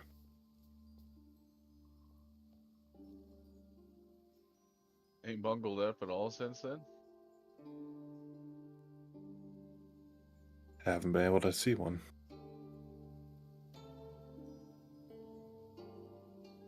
Haven't been able to see one. I guess it is difficult to find a Ripper doc when you're outside of a city and don't have a pack. Yeah, the Caldos have their own Ripper. 1 or 2, but I also just haven't been horrendously injured enough to need one.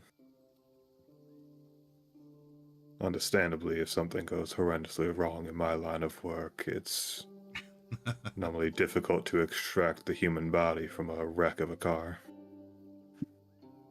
Well, then I guess I'm just old and paranoid.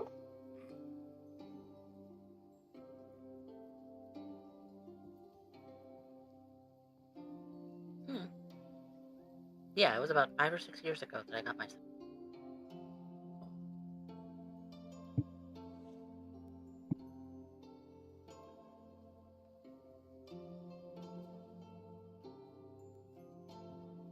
Well, great talk. It's been quite an interesting conversation, I agree. Then, so I know as GM as to what to expect or plan for. You all, well, minus the meeting with the media contact on Tuesday. Outback, are you wanting to do a quick and dirty, or are you committing your week to just driving around looking for real estate? I wasn't quite sure what you in particular wanted to do. Yeah, I wasn't sure if that would be the week because That doesn't have to occupy your week. If you want to do something to earn income, you can.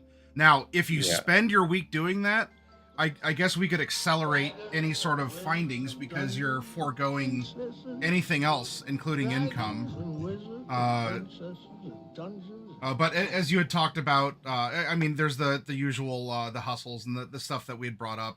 You even I think entertained. I don't know. Maybe I could do construction in Pacifica, which you could do as well. So not quite the same that's in terms of due on life. Friday.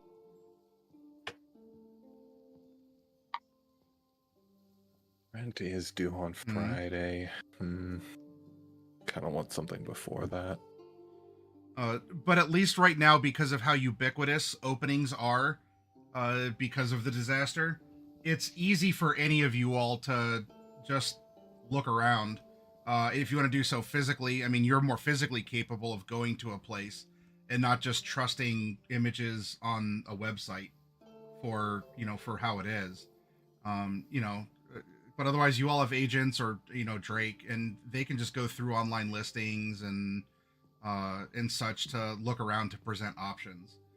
Now, if you wanted to actually go and inspect it for mold or bodies in the walls or whatever else, you can go and do that. You're in a much better position to do that. But and actually, since I do have the only vehicle, I'm actually gonna forego earning and go and actually dedicate to this because also I have to make a decision rather soon. Pretty sure anyone else here who's living in the city probably doesn't even have a lease agreement, so you can just terminate, but I would be a little bit rude to be like, oh, by the way, I'm leaving, bye. So probably need to give the family Aldecaldos a little bit more warning, so I want a solid place before then. So yeah, I'm gonna dedicate my week to trying to find the core of what will be our headquarters. Okay. Alrighty. So we will do that. Going around, Gopher, what is your plan for the week?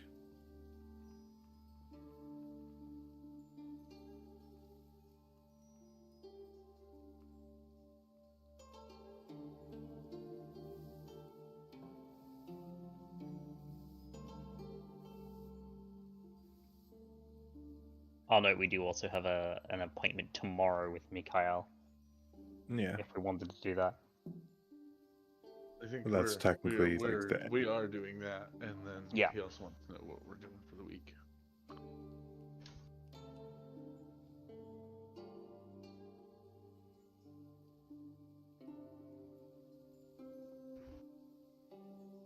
You could always do an invention, upgrade some of your gear, make gear. There's the chameleon mask. Yep.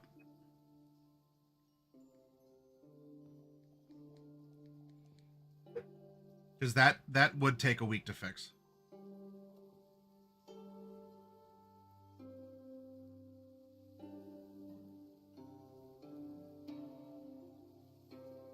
Yeah, just having a look at the Q&D, and it's 200. Yeah. But kind of on the lower end.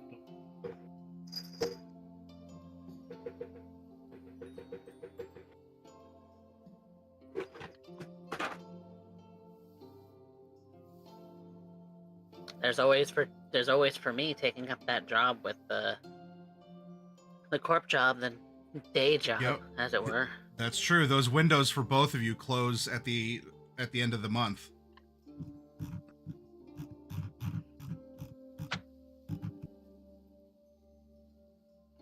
What do y'all think? Try to take them up on that? Have a consistent 9 to 5? Well,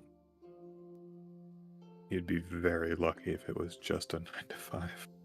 Yes, because corpos have you usually working 12-hour days. Well, as you learned, events is the stressful time.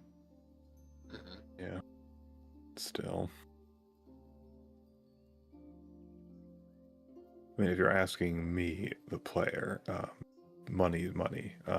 If you were to ask Outback, he'd be, you're literally our brain of the crew, and I wouldn't want you to be completely exhausted from a corpo job. Yeah. That's a good point.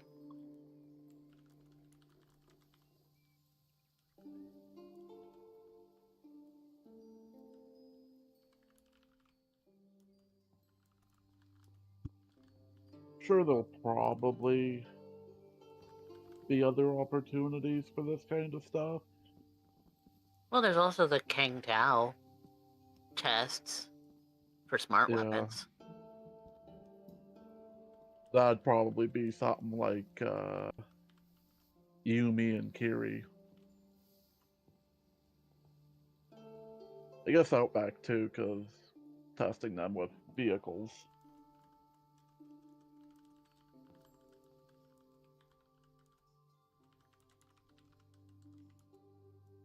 I mean, I typically try not to have my car shot at, but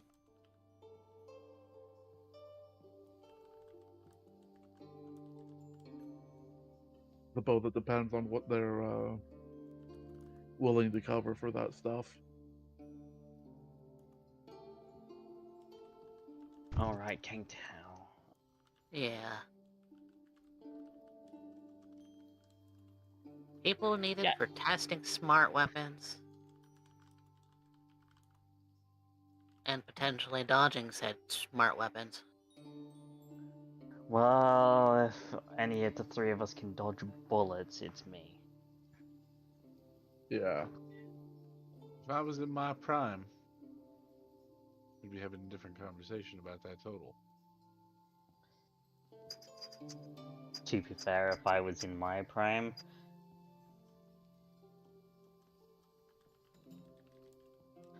well, I don't know if you guys actually saw during the our first little jaunt of the hook,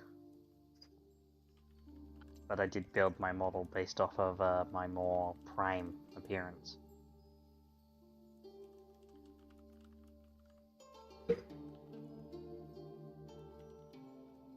Emily was basically a mall cop for facilities. I'm not terrible at firing handguns.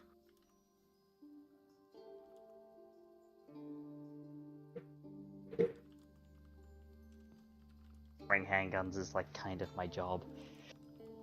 So, It's true. Aside from that, you know, just finding some other ways to make a few eddies. You know, like I normally do. You know, go surfing boards looking for somebody who's wanting to rat somebody out.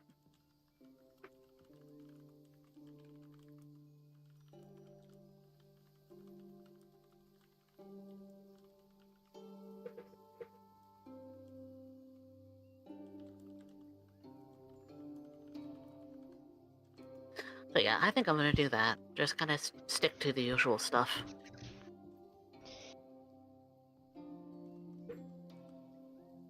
yeah, Kang Tao. I mean, Kang Tao seems easy enough. I'm thinking I might actually take that job and then, well, Do you want me to tag along? if you want, I'm not opposed either way. How long is that job for, Maddie? The Kang Tao one? This would be your week. We would Okay. treat it like a hustle. Okay. I was gonna hustle anyway, so Yeah, same. like basically, with the exception of Sunday where we go to Mikhail's, I was gonna hustle. So Yeah. doing something for Kang Tao where we might get some like cool smart rebuild gear out of it. I could use that. Doubly so, given If like Kang Tao agents want to shoot at me for a little while, well, D-Rez is more interested in what those smart rebuilds and smart ammo would like in her possession.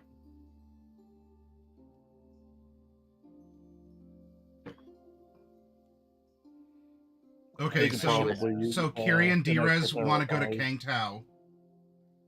Outback is Yeah. dedicating everything to finding real estate. Gopher, what were gonna you doing? I'm gonna go be on HGTV. Yeah.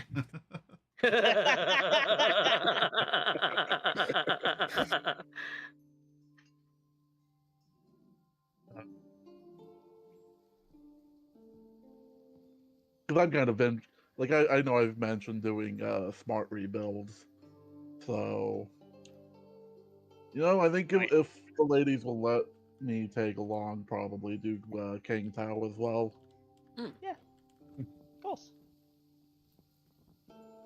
And I mean, JP, if you want the first in on some newfangled items that you might be able to with Gopher's help rip some patents off and sell at a night market. Definitely helps No. out to do that. Out of everyone, JP got the most worthwhile hustle. Yeah, you got the best 500 with hustle, bonus. That's basically the half of a job. and we can also give you things like help give you things like basically feed you info and stuff from the Kang Tao job, like. Yeah, hey, they're doing this, they're doing that, they're gonna have this shipment here, so if someone wants to hit it, and you just so happen to be one of the fixers involved that just sweeps up the resulting goods to sell them at a night market. Because, I mean, that's a thing that you can do as a fixer. That's right.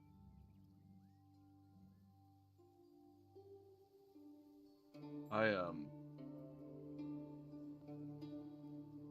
eyeballing it. I'm tossed up between doing that or spending the week hitting up a city political trying to get like a government something, like either Government in, yeah. like guard a place for a minute, or just get a gig for the city. Or for him, maybe he wants something done off the books. This Politico does. But that's basically what I wanted to try to do, was kind of try and set up like a guaranteed bigger, better paying job next week. Okay. By schmoozing a city Politico.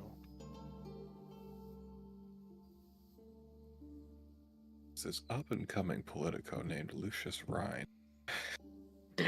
Right.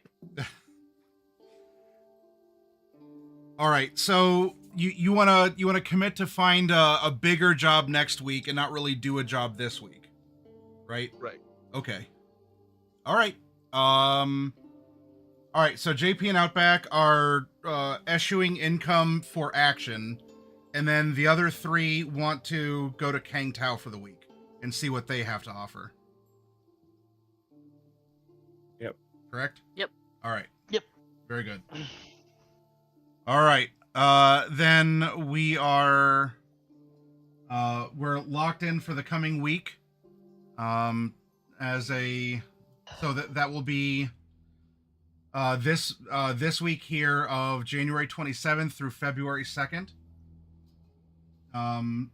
What we're going to do, everyone, is let's get up and take a break. I got to get a slide together. I already have the one because they have an appointment on Tuesday, and I already have the hook ready for them to go talk to Mikael. So let's get up, let's stretch, get a snack or a drink, and a special thanks to our raiders, Tide Pool of Dreams, coming in from a D&D game. Thank you very much for the raid and for Welcome, sharing a little raiders. bit about what was going on in your game there. Welcome. Thank you. And so, Blue Eye, if you're still hanging around, please continue to do so. We're happy to show off the system. The characters are absolutely doing what they're going to do. They're in their element here. And well, this is I guess it would be like an in-between adventure, like a kind of a downtime in D&D terms. This is presumably Planning going to be session. setting up for something bigger, coming up. So if you still have time and you're hanging out here, you'll get a little bit of Cyberpunk in what they do, even in downtime, and we'll see what the next big job is going to be, because they're going harder in getting a headquarters set up and in lining up a bigger job than just sort of doing a part-time gig for the coming week here, as there's a little bit of gear switching. They just finished a big job for a company called Dynalar, and now that that's resolved and they have a little bit of cleaning up from that quest, so to speak, we're going to see what happens next. So we'll be back soon, everyone. Hold on tight. We'll be back in about 10 minutes or so, and we'll go from there.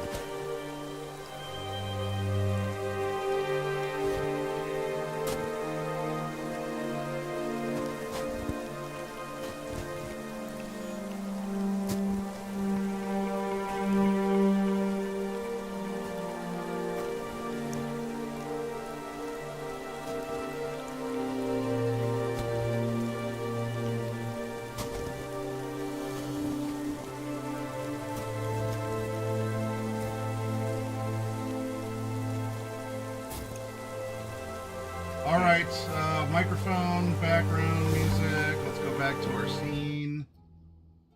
Whoop, that's the opening. There we go. All right. We are back. Thank you all for your patience. Roll20 was having approximately 0 of my shit with me trying to upload an image for what's coming up for the crew here.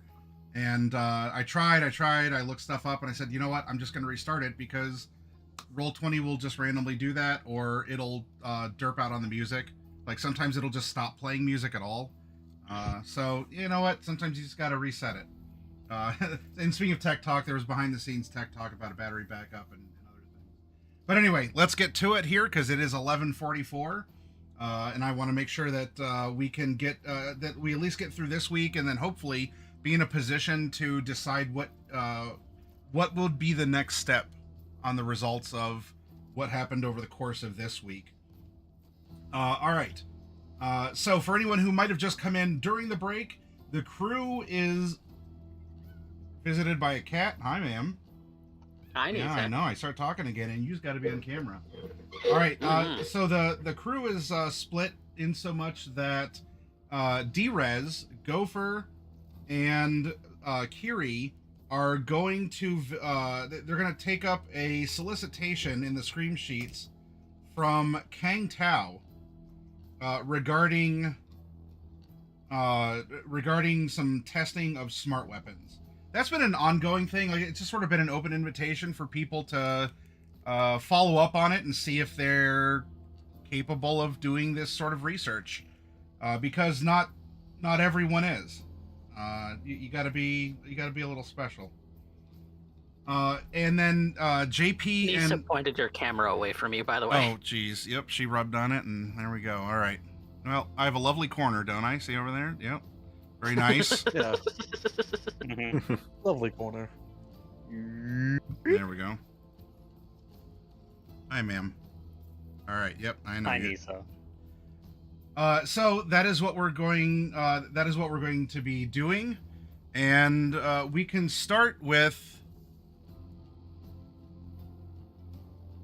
Well, really, for the two of you, JP and Outback, what you're doing as you are eschewing any kind of income producing work, you're kind of calling a wash on. I'm not making you pay, but I'm also not going to give you, ma'am.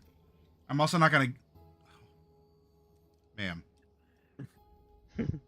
You are a Nisa menace. used tail whip. Yeah, she does. Jew is It's attacking. super effective.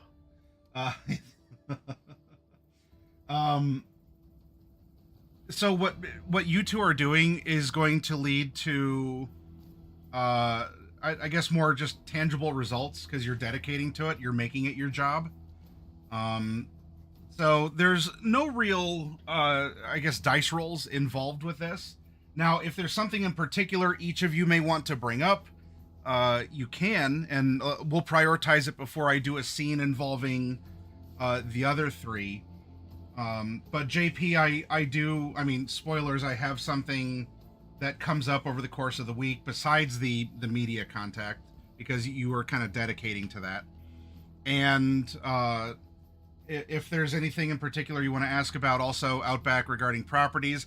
Otherwise, if you want to leave that to in between stuff, like on Discord between this Friday and next, we can say that you've done some house hunting or whatever, some garage looking around, because I don't have a full like Zillow breakdown of Night City for you to peruse, but those would be well, But it's soon something we you can work will. on. Yeah, that's but you're looking for it, you're dedicating your week to it, so we can, you're willing to sacrifice that much. I'm willing to help find a place for you as GM because I'm just that cool. Which would effectively just be, well, what are you willing to pay per month? And then, comparing that to, well, I can give you more square footage in, a vibrant nightlife community, or I can give you, you'd get less square footage for the same if you decide to go for something that's not a fixer-upper. So that's a lot of hemming and hawing. So did either of you, either looking for a job or looking for a headquarters, have any particular questions that I can answer, or something in particular that you'd want to do through your character that, would be outside the norm of these activities? I think for JP we can reveal that next session. Okay. I mean, you can go over it like we did with the dialogue job. Okay. Well, depending, that might even be the conclusion to this session as well. But I have something like for you, but technically through you to the others. And actually, in the meantime, what I could do is I can send that to you through Discord. You can look it over, Okay. and then I'll throw it up on screen if we get to that point, as we're conducting some research elsewhere. And then Outback, did you have anything that you, ma'am? I need you to move at least 2 of your legs. You have the other 2 you can use. Let's bring this up here. Let's go over here.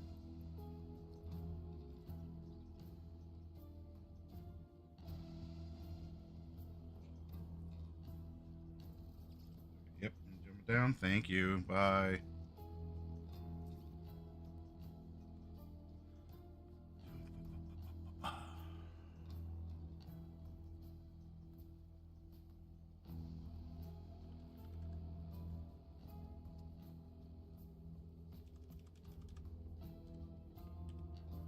Yeah, I don't think that there's anything, because I'm dedicating a week to this, but I'm also completely unused to buying a property that stays in one spot.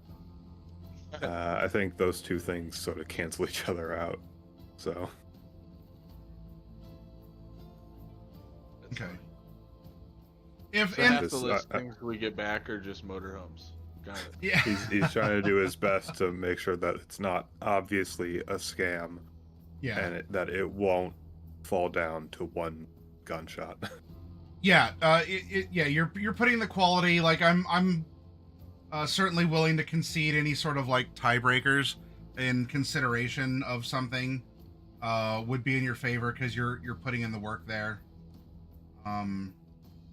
Like what you're gonna get, and by nature of the game, it's gonna be, you're gonna do base building. It'll be a little an extra form of asset management. So I don't think that's surprising. But yeah, I'm not gonna like screw you over on it.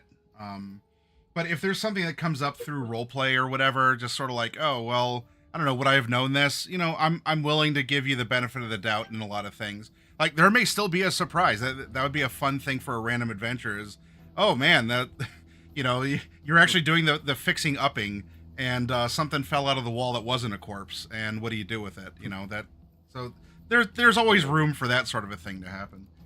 I was renovating JP's room while he was out, and I knocked the wall down, and there were 70,000 kilos of synth coke. I don't even know how that's physically possible.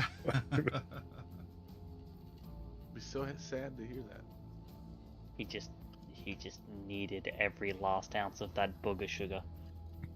I mean, remember, It's a strange form of insulation. If someone starts shooting through the walls, you're going to be getting some poison damage. we're high. Depends. Kind of also expensive for insulation material. Actually, not really. Synth coke 20 is very Eddies. cheap. Well, to make a proper, I mean, that much, the kilos that you mentioned, that's because it's a bump for $20. Cheapest Cool. drug in Night City. All the corpos are doing it. Anyways. Cool, so yeah. I'm more than happy to give my week up for that.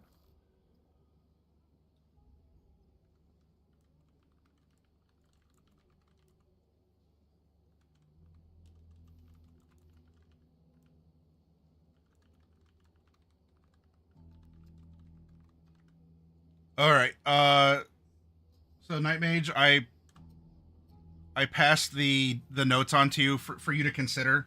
In the meantime, and so that's something that you can look over. And if you got to pass a note back to me through Discord, then you can.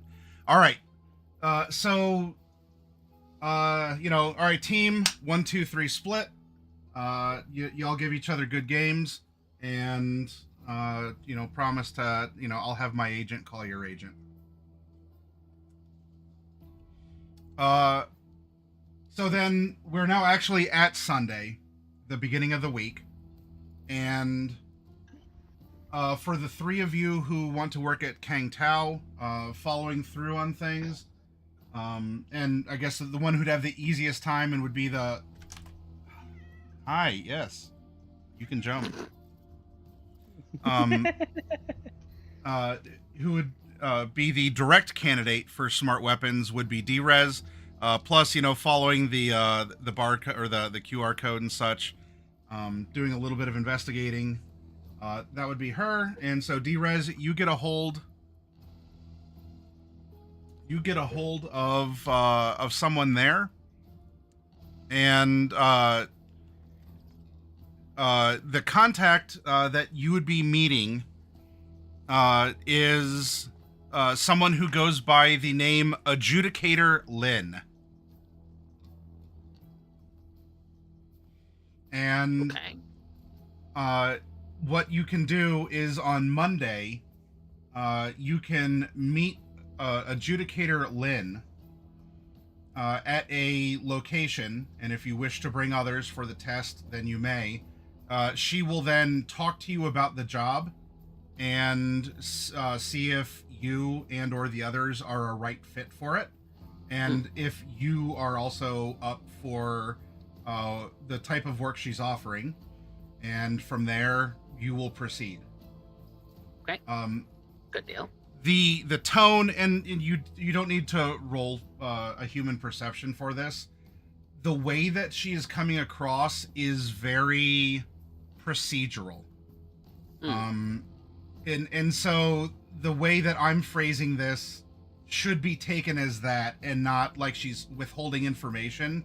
It's, we're advancing to this next point. We're going to do a check, and then we'll advance to the next point. And if at that next point it checks, we're going to go to the next point.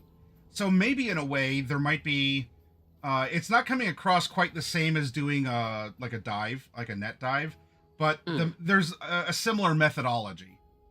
At least if, if you didn't do a Pathfinder anyway, you peeked ahead, you peeker. Looking at my GM notes. Hey. So anyway, so a very procedurally, a very procedural person, Adjudicator Lin. So on this Sunday, as you all start off, unless there's notes or a little blurb that you all have for me, we'll move on to Monday, where we will have this. We're going to talk to Mikhail. Oh, that's right. You want to talk to Mikhail on Monday? Okay. Then let me grab the hook. Or Sunday or Monday. I forget which it was. I totally forgot. It was Sunday? Okay. I totally forgot about that. But yeah, definitely forwarding the information to the others who were interested in the job. That we all just meet there. That's right.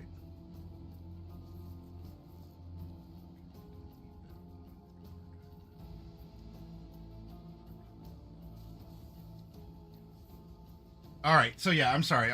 We could do this on Sunday with all of you here. Yeah, and then the rest of the week was gonna be hustling. The interior, but I want.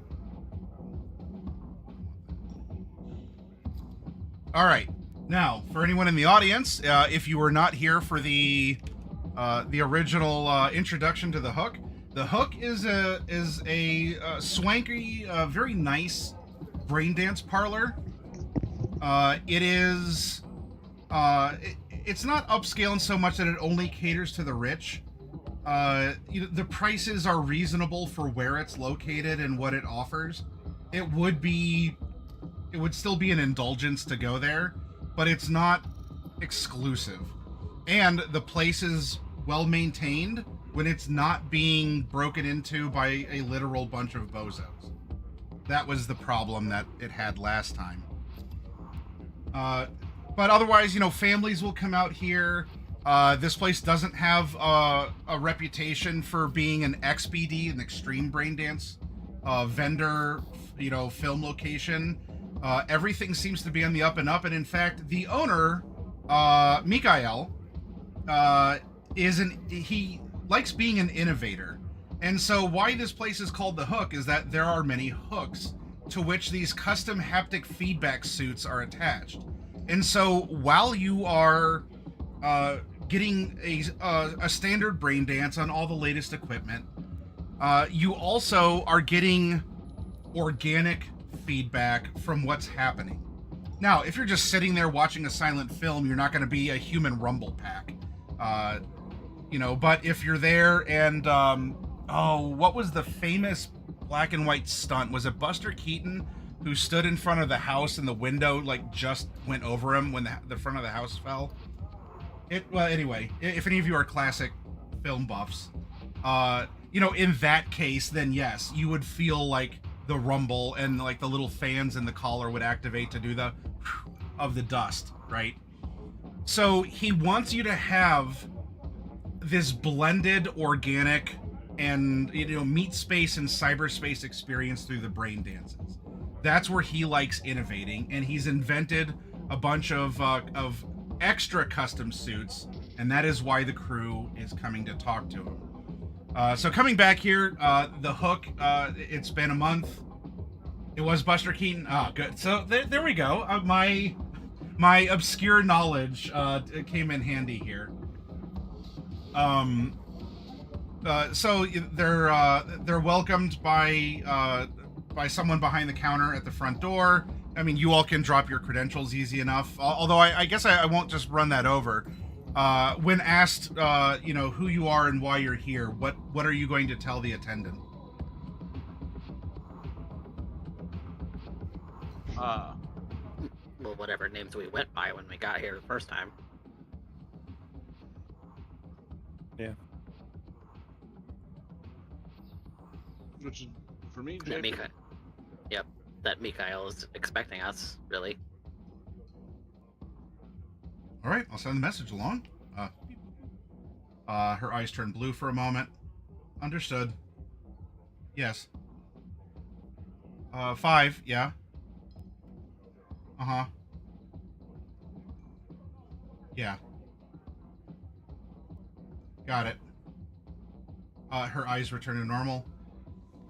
All right. You can go to the back. I guess he's waiting for you. Oh. That was fast. Start making our way towards the back. Okay. I'd assume JP was gonna say something, and then it's just like, oh, well, that's something so. I presume we don't need the crime scene anymore, so I'll get rid of it here. But actually, I Not that haven't. we see it anyway. It's off the grid. Oh yeah, that's right. Well then, We don't see it. Only Or- you see. for those of you in the audience, you get the sneak peek because this was an original, like their first little mystery of what happened while they were immersed in the And experimental. he was brain riding in dance. the GM only spaces. Yep. Oh, I'm terrible. All right. Anyway, so you go to the back, and Mikhail's at his station. The suits are there. They do look slightly modified from how you remembered them the last time you were here. I mean, it's not like he like stripped out the tubes or anything, but there are still the 5 tubes, the 5 different suits. It's just that it looks like there's been some adjustments to be made. There's not quite as much slack in the tubes. You know, a little bit of things here and there. And he looks up because it almost looks like he's just some like wild-haired, like, you know, like whatever, Mozart, like at a piano and just like, you know, doing some symphonic like pounding on the keys. Except he's got that fiber optic mohawk and he's tippa tappa tippa tappa tappa tappa.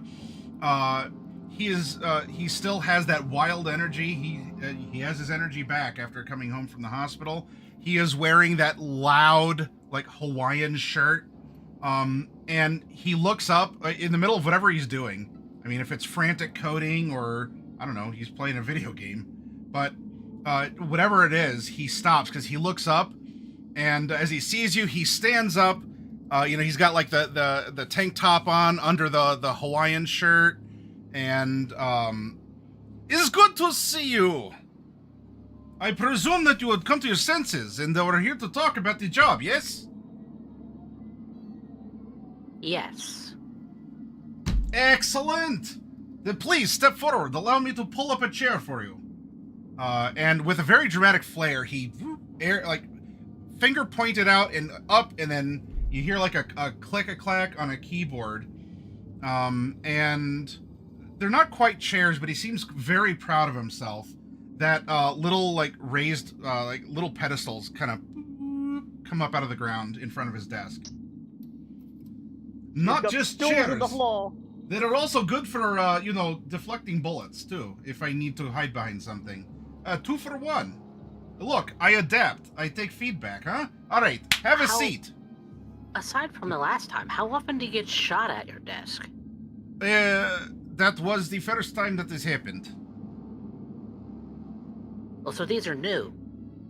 I mean, I suppose that makes sense. He got shot at his desk the first time. He doesn't want to make it a second, so he put defenses in place. Yeah, so he's, for you, only partially active and half raised, a chair or stool, not wall. What? Anyway. Plus, I was thinking, I don't know, what if I had a little, like a fog effect as they came up? Would that be cool? Mm-hmm. It would be impractical. Yeah, I know, it's unpractical. Would it be cool? I'm the wrong cool. person to ask.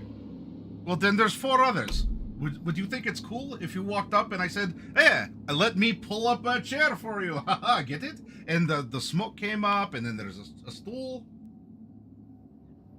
Yeah, that would be cool. It would have a certain sense of not being Why are we encouraging him? Because we live in a world that is literally flash over substance given form. You have to let the creative juices flow. That is why. And here, my juices are everywhere. Ugh, Note to self, never turn on a black light in this room. gross. Yeah. Very gross. So I suppose also being able to flood the room with fog would, suppose it could work as security measure. Oh, Though anyone with any kind of cyber eyes probably would see right through it, so...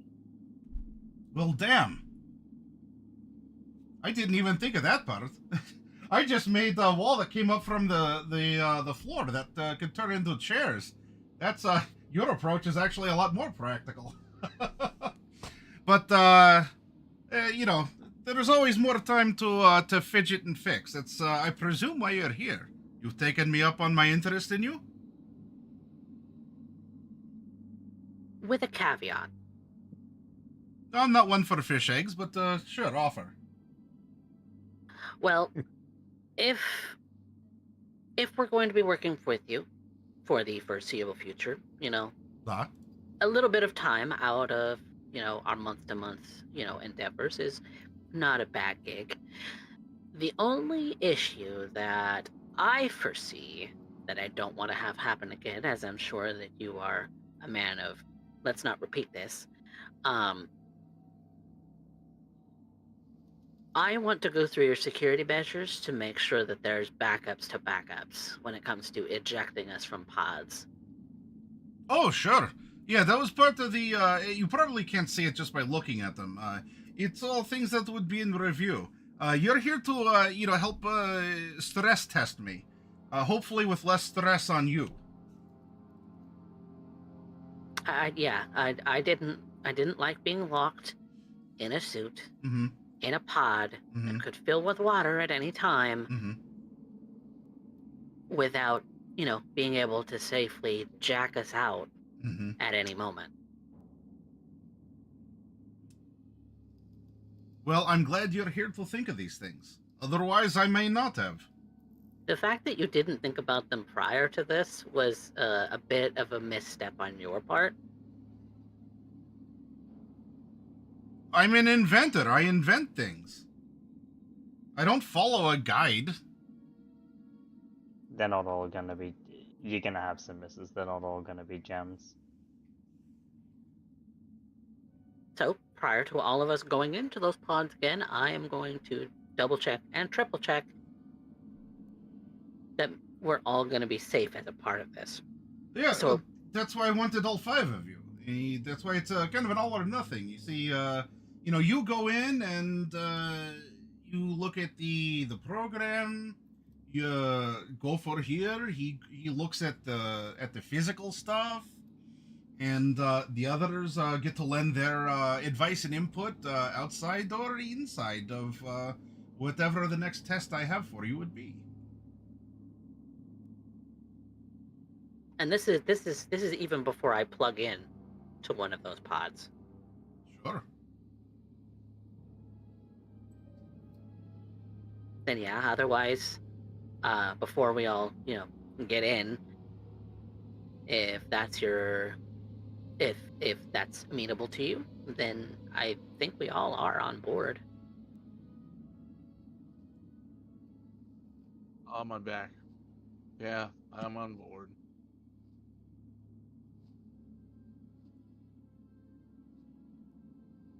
So when's Anything the else? I heard 2 of you. I'm here. I'm here, aren't I? You are? But are you with it? If I wasn't, I wouldn't be wasting my time. Or rather, I would be wasting my time, and I wouldn't be here. Ah. That's my point. If I didn't want to be here and I wasn't ready to do this, I wouldn't be here.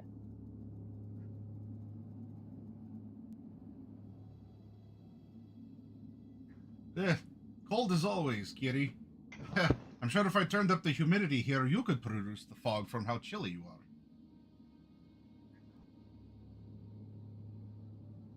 are. Oh, I wouldn't doubt it. You're on board, Outback Gopher? I was always on board. Easy money. In that case... Oh, go ahead. No.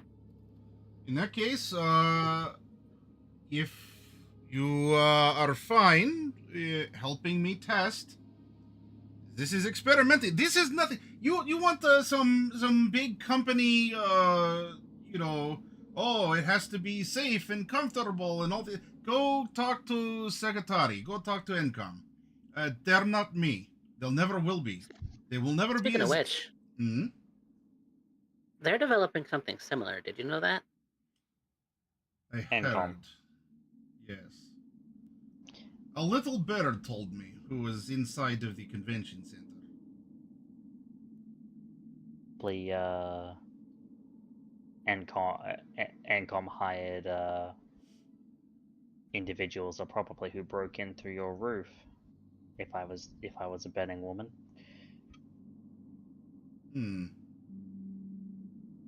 Whatever they made off with, they're planning to maybe implement it in some way. Hell. That's the downside and of- I wouldn't trust Segatari. Not after what happened. Probably the downside of how you recruited people.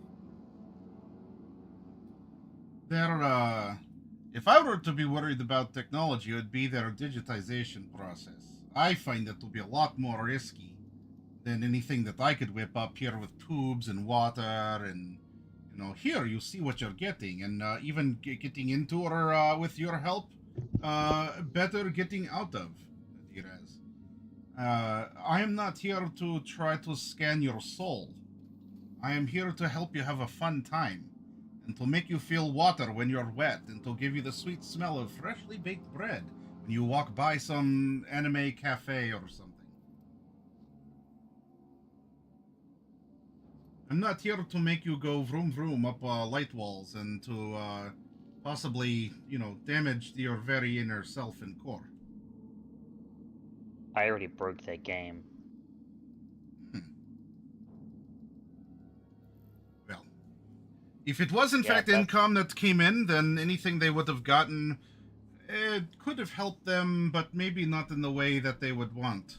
It's clear what their intentions are, and so I'm not competing neither with nor against them. They will always be my own man with my own technology, as quirky as it is. Speaking of, question. You're not going to stick us in some apparent hyper-realistic simulations with werewolves made of leeches again, are you? Well, that was not necessarily the intention. It was supposed to be sort of a scary vampire, modern setting, urban fantasy, trying to blend some things that you don't normally see these days. But it would appear that some of that was not left intact. And so you got a bit of either a planted virus, maybe there was some sort of like a hallucination. No. Now, Did you purge that virus, whatever it was? That program is no longer loaded. Everything is a fresh start. I have the old files tucked away, but I said, you know what? I'm in bed in a hospital, so after I fix their bed to help me do this better, then I'm just going to start again, and I have. I like to think that I'm pretty good at programming. So everything Your was programming is slop. Hey. Well, I can't say don't knock it till you tried it, because you had. But that technically wasn't all mine. You see, there was interference. But maybe the second time is better. I'll only ever get better with practice anyway. Now, will you ever be put in some horror again? Possibly. I have kind of a juicy one lined up. At some point in time, if you'd like to dip your toes back in. But if you're going to work with me, then I will be offering you, a selection of a couple things that you might try every month. And you're going to go from there. Some of it could be scary, some of it could be peaceful. Some of it might be more like a game than a movie per se.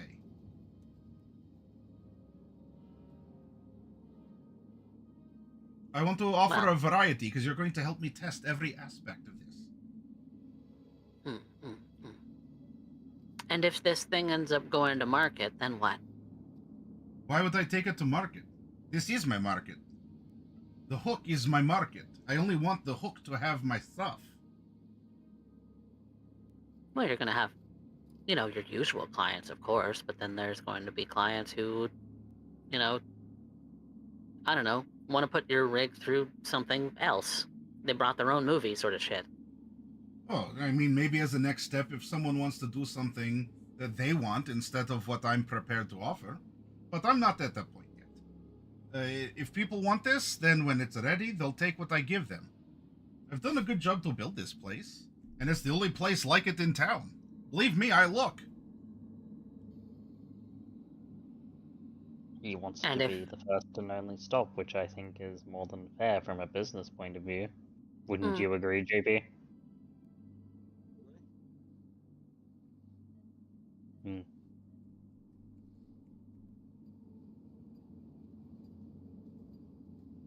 I'm just not looking forward to my back.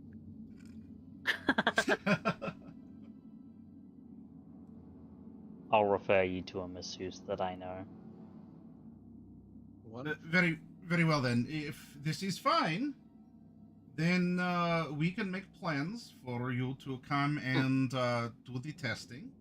Now, I will test your code first, make sure everything's making sense as far as I'm concerned, as far as safety measures. Well, and then we'll get in. Well, in other months, I would be a lot more flexible. I will not have my test ready for you until the end of February. So if you think you can be free, then plan for that and show up. And if you do, you'll get your money. I will cover your health until next month, when you will presumably help me again. And if you fail to do so, then I get it. Disinterest is there, and I will not hire you nor cover your health anymore. You go about your business. Or death. We live in Night City after all. Death is You could be unfortunately a interested. part of life here, and I offer an escape. You can certainly be interested, but not make it due to, matters of mortality. So I just to have get a- it all, Hmm? just to get it all clear, we're not going to start working for you until the end of this month, That is correct. as in the end of February. End of February. So Right. we won't have we won't be starting for you at the 1st of February to be able to get that for that. Well, yes, you wanted to... So instead, it would be for covering for March. Effectively.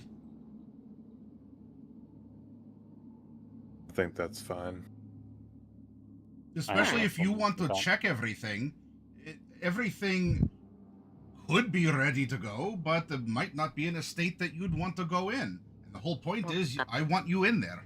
And so, with me having to do all the dip-a-taps from scratch to make sure there's no lingering virus, then I need a bit more time. Well, you could allow me access now, and I can look it over now. That's not the same as just testing everything, though. And it's not ready.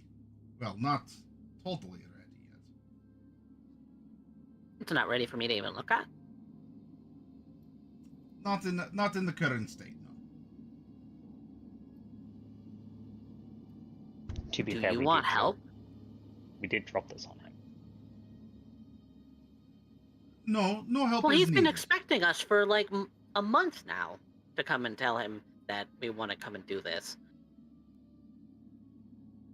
So we're saying yes, we're ready now if you'll have us. I'll just want to look it over first.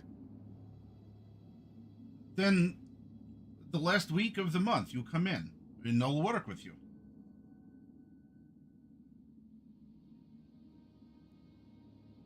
No, I completely understand it.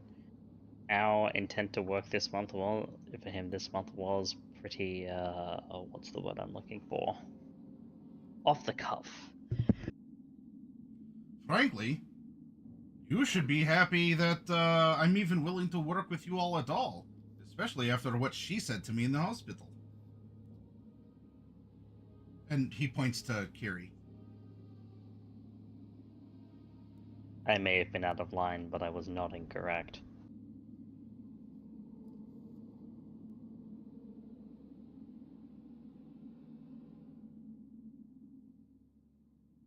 It's an admission of, yeah, you're right, I was out of line for what I said. But I didn't lie. Alright, well. I suppose this showing up then could have been a phone call. It's better to speak about this stuff in person anyway. You can see the progress that's been made. Phone call wouldn't do that. You see some differences in the suits? You see that There are I some have improved the defenses of my office? You see the smile on my face that I'm eager to work? You don't get that through a phone call. All right. Through a clear. hollow call you can. Even Alright, then, not well- the same. I think we're willing to work together, so we'll see you at the end of February. Yep. Keep your last week open. I'm a little flexible on which of the days it is the last, but you know, you're going to want at least several. If you're going to look things over, you need to make some fine tunings. You know, do some fittings. I'm not going to keep you here all day. You have your own lives as well. So you're going to come by for a few days. We do prep work together. You let me know which of the programs might interest you to go through, because I have a couple, and we go from there. All right. All right. And until then, if you don't have coverage, then don't get shot, and also don't die. Well, we have other jobs lined up for the rest of the week, so I think I don't plan on dying. Indeed. I don't Plan plan on on it getting either. shot? Well, No one plans to Really get is shot. my thing. All right. we have another job lined up that might be kind of dangerous at the moment, so I was kind of hoping for health coverage. Mm-hmm. That would But- be nice. It's a shame. I offered it way back then at the hospital, but that deal just fell through for some reason. All right, so we'll get on our way. Well, we're just gonna mosey on out of We're here. We are indeed. We're gonna mosey right on out the door. No one in 2064 wears watches, but everyone looks at their wrist. Yeah, time to go.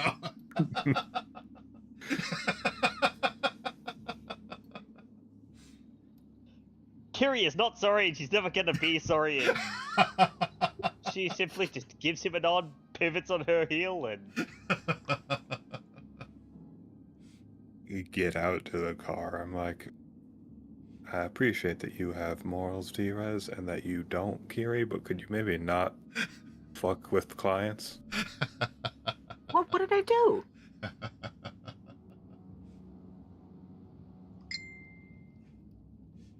to be fair, I told him where I stood on as a matter of professional courtesy.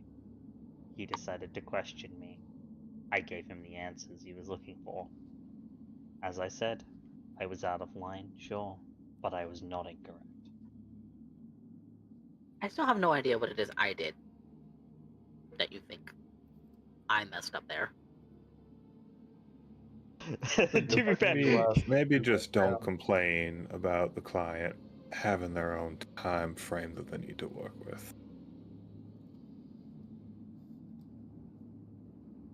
Like I said, he talked about this weeks ago.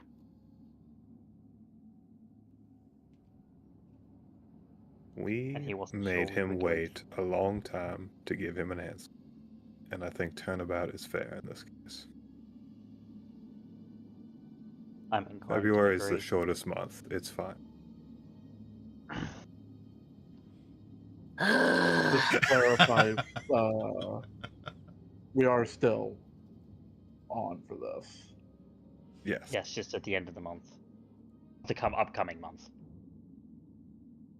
Not the end of January, the end of February. Mm-hmm. Because he told us the end of the month was when he wanted to see it, like before what he wanted to see us before then. So I needed to like get over my own fucked up things because I Well, look, really now don't you want to got- be in those suits again. Well, look, now you got most of February to do that more. It's not gonna help. And if it Is wasn't, it but if it not wasn't gonna going to help, It's not I gonna didn't know help. that it wasn't going to help. Now I do. Well, to be very serious, is it the fact that it's not helping, or have you just not really tried?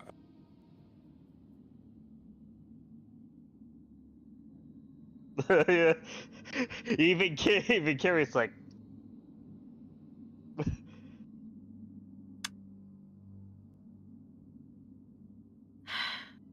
3 empathy. Look.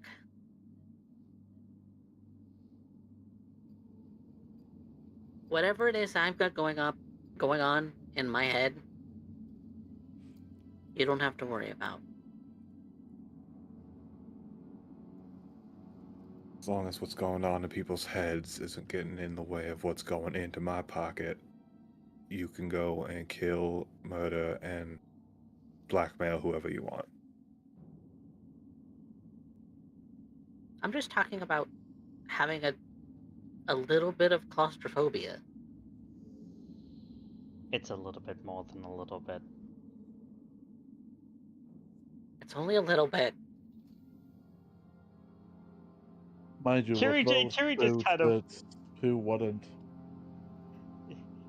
Kiri just brings up and flicks to everyone a copy of the quote unquote DSM-9. It's I don't like enclosed spaces.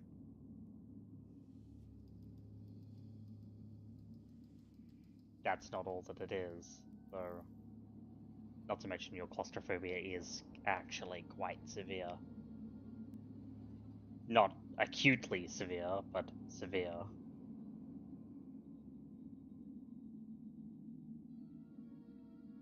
I just don't like restrictive clothing. The suit's very restrictive. It impacts my mobility and, you know, the fact that it could easily flood with water should anybody decide they want to flip that switch. I don't. Whilst I understand that, if you're really that worried, then you can simply look at me in my suit. If that'll make you feel better.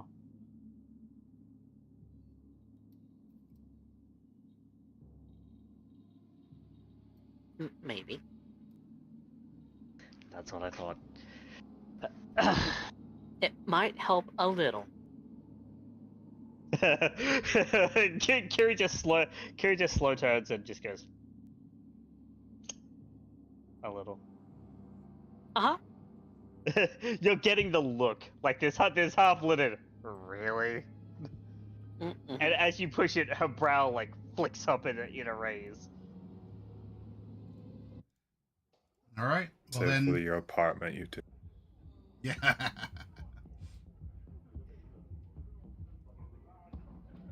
Hey, you might have to live with this. I'm Outback. not being lewd. You've seen worse, Outback. A little bit of PDA in this one. Never hurt anyone. And anything else on this Sunday, or are you locked in for Monday talking to the adjudicator, and then Tuesday to the media? Yeah. In for house hunting the rest of the week. Yep, house hunting and job hunting for the others. All right. Well then, I like the little moments, but I want to make sure that we do get a little bit of this the week, right? I want to go through this week of your jobs as well. Now, if you ever do want to go back or reference something, then you know that you're always welcome to here. All right, so we come around and it is Monday, and if you'd like, because Outback is just driving around checking out places, I presume he could give you three a ride to the drop-off location. So it seems efficient. Unless you say otherwise, I'm presuming that's what's happening. The drop-off location is a storefront for Kang Tao. So it is public facing. It is on a public street. It's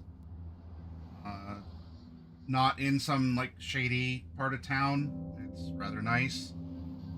And going inside, it would be like you're going to purchase something from that company. And they especially over the last especially over the last 20 years, but even for longer than that, they've come to really be more than just a company that makes kind of the legally distinct forms of the exact same thing sold at a higher price by other companies. To really come into their own and to make Kang Tao its own brand. So they are on the up and up. As an out-of-character note, I forget if they're still a Taiwanese company or if they're switched to Chinese ownership in '64. They were Taiwanese in the 20s, and I believe after the Fourth Corporate War in the 40s, they were bought out by China. Chinese. Okay, all right. In the 2040s, Kang Tao was restructured into a Chinese-based okay. company. So then for the last 20 years or so, it's been a Chinese company. And with that restructuring has come their own sense of, well, we're making our own brand of things and not just the cheap knockoffs of everyone else's stuff. And you all are welcome to have your own opinions of them as a corporation or with any sort of international affiliation. That's up for you all to talk amongst yourselves or bring up in role play here. But you are going to a Kang Tao store, and you are greeted.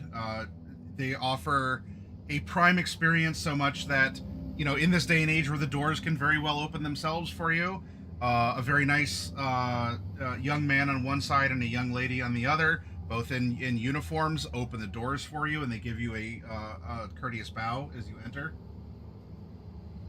And you are then tended to by a third person who asks why you're here, what you're interested in, and a lot of other smaller questions that are introductory, such as which language would you prefer to be talked to, or for us to communicate in.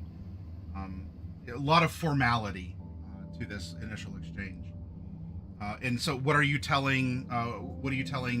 This guy who is also very sharply dressed, looks a little older than the two who open the door, and is asking you these introductory.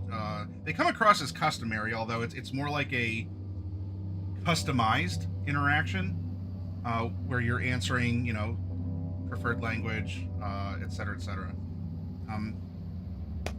What are you saying to him? My name's Nerez. This is Kiri, and it was Gopher that came with us, right? Yeah. Prefer English. We're here to see Adjudicator Lynn. This is for the job that we've been soliciting. Yes, the tester. Very good. I'll bring you back. I will caution you, depending on your interpersonal skills or comfort level, that Adjudicator Lynn can come across as very procedural, very strict. Please don't let that throw you off. There are reasons why she needs to be as precise and methodical as she does. It's not discourteous. It's necessary. Understood. Please then, follow me. Would you prefer, any of you, a snack or a drink? I'm fine, thank you.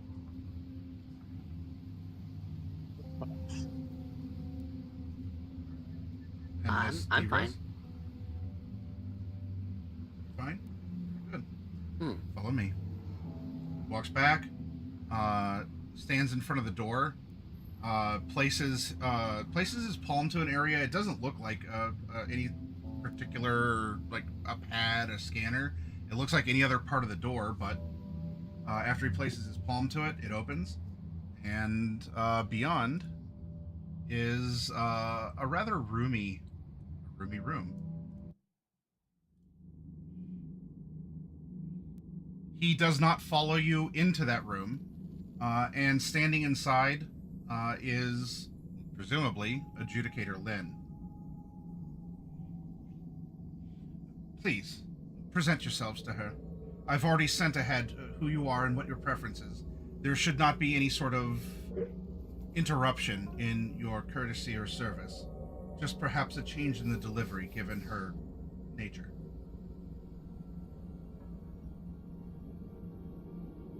Okay. Start walking forward. All right. As you do so, this is the woman who is inside this back room. She appears to be.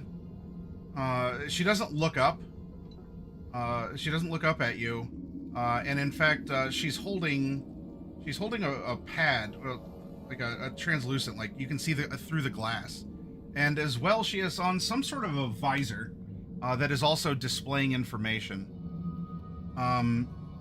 And the whole time that you're walking up to her, it's not like a 5-minute walk or anything, but while you're walking up, she just continues to scroll and swipe and work.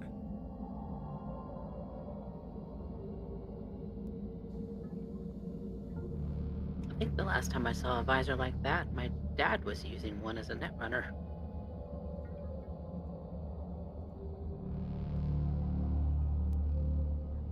Kiri's just gonna go ahead and sit down.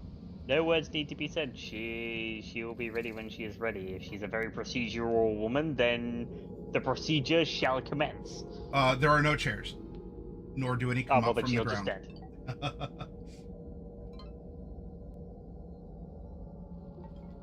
Okay, you stand. Liz will just say, hello. Your presence is noted by a 1-second interruption in the things that she's doing, and then she continues. Gopher, are you saying you're doing anything?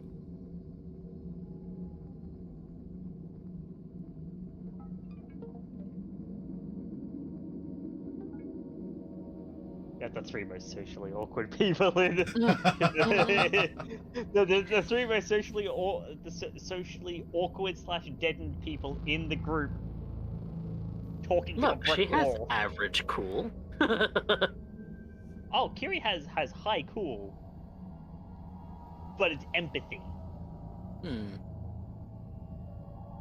I have kind of higher empathy, but cool is not that high. Not that. Cool is my problem. So just let her do her thing until she's ready. Okay, so you're just standing there, Gopher? Pretty much, yeah. Kiri will be the one speaking. All right. You must be the adjudicator. We'll get to business once you're ready. About a minute passes. Depending on your take on it, it's the longest minute of your life. She just continues to work, and Debra is just kind of just glancing around the rest of the room, see what's around. her glass pad that she has sort of like a sheath over her fingers for. She lowers her hand, and she also stops swiping on her visor. And while you can't see her eyes because it's kind of a wraparound style, she stops swiping and scans back and forth between the three of you. Very good. Thank you for being here. Your presence indicates that you wish to help Kang Tao test its smart weapon systems, correct? Well, they looked interesting, and so, the advertisement said it would be, testing of such things, and I've been kind of in the market for smart weapons anyway. I'm curious what these would be like. Based on how you present yourself, I don't believe that you can afford our smart weapons, though you can help us test them. Well, one day, maybe. Your aspirations are noted. Now, in order to test our weapons,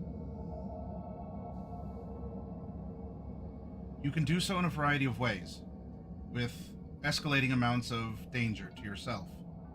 The more dangerous a job you choose, the more we will pay you. If you wish to not endanger yourself, which is acceptable and still able to help us test our smart weapons, then we will not pay you as much.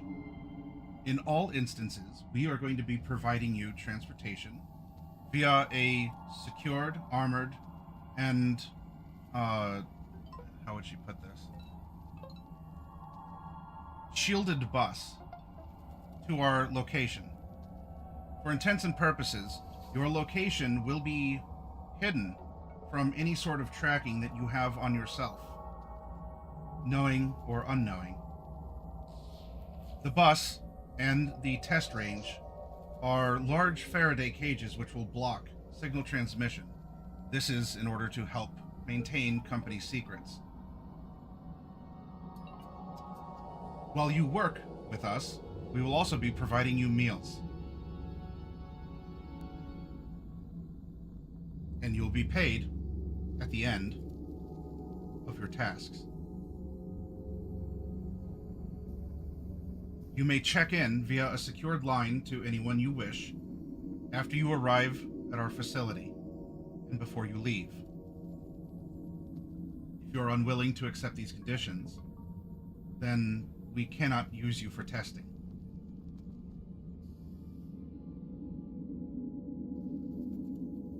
Do you have questions?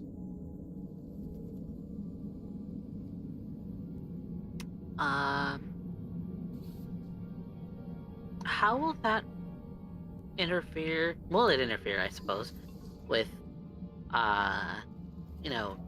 neural port function, Biomon, my cyberdeck, for instance? We are not going to suppress the functions of them, simply the ability for any transmissions to escape your body or to be received from outside of the facility or the bus. Okay, so no holophone calls. Correct. We will give you a secure line to contact someone that you trust in case you feel the need to do so. You're going to be working with uncommon technology. Security for that technology is a concern. But you are here to help us, to serve us, and in return, we are going to pay you for that work. And would this mean that we're under some kind of NDA until it's released? That is correct.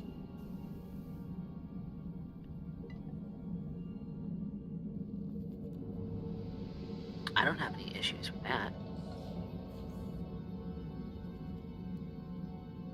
It's pretty fair.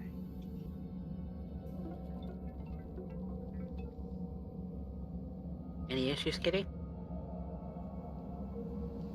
No, Good. it's all very clear.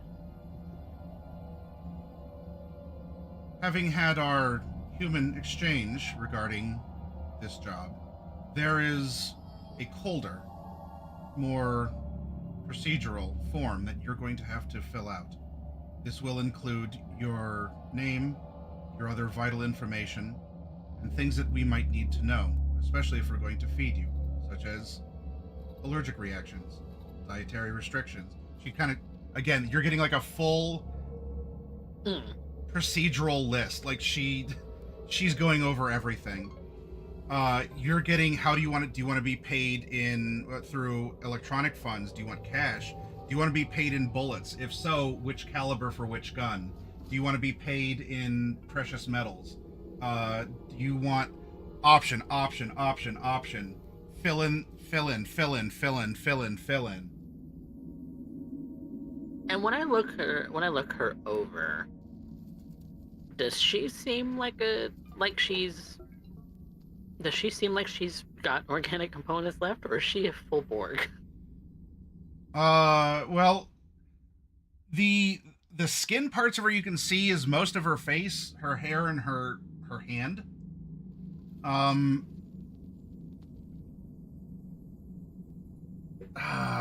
What would this be to, I guess, I'm sure there's a skill for this to like check the uncanny valley of people. Would that be human perception, or is that something, would that be like cyberware? Yeah, I would think so. Because okay. that's really what D-Res is trying to look for. Is, okay, you want the behavior and not person, like the look of yeah, not the physicality. Is she behaving like other full body converted people, or is she acting completely human in other respects? All right, yeah, go ahead and give a human perception.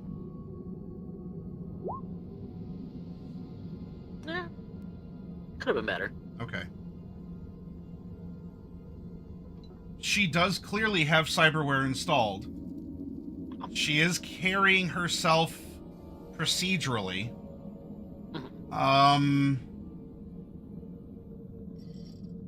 Maybe it's her personality, or at least what Kang Tao asks an adjudicator to be, have this clinical detachment. Everyone goes through the same questions, through the same forms, is asked the same thing.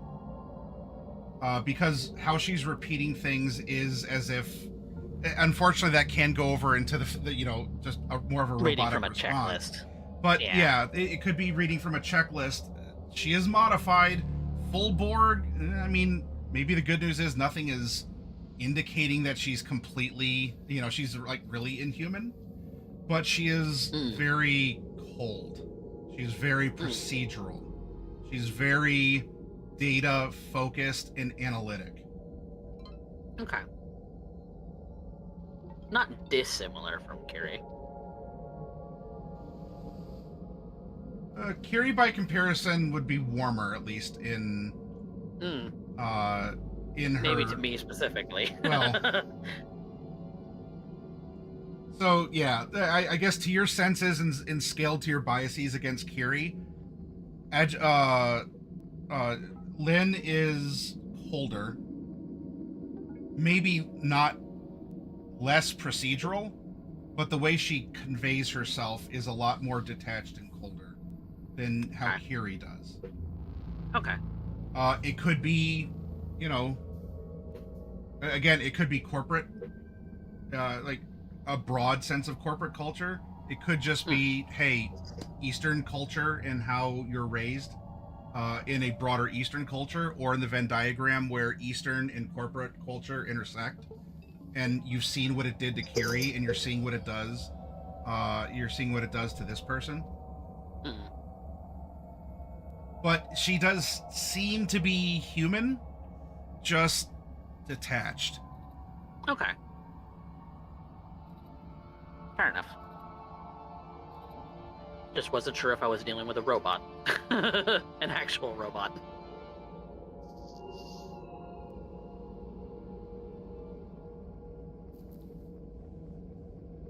But you can continue with the procedure. Okay.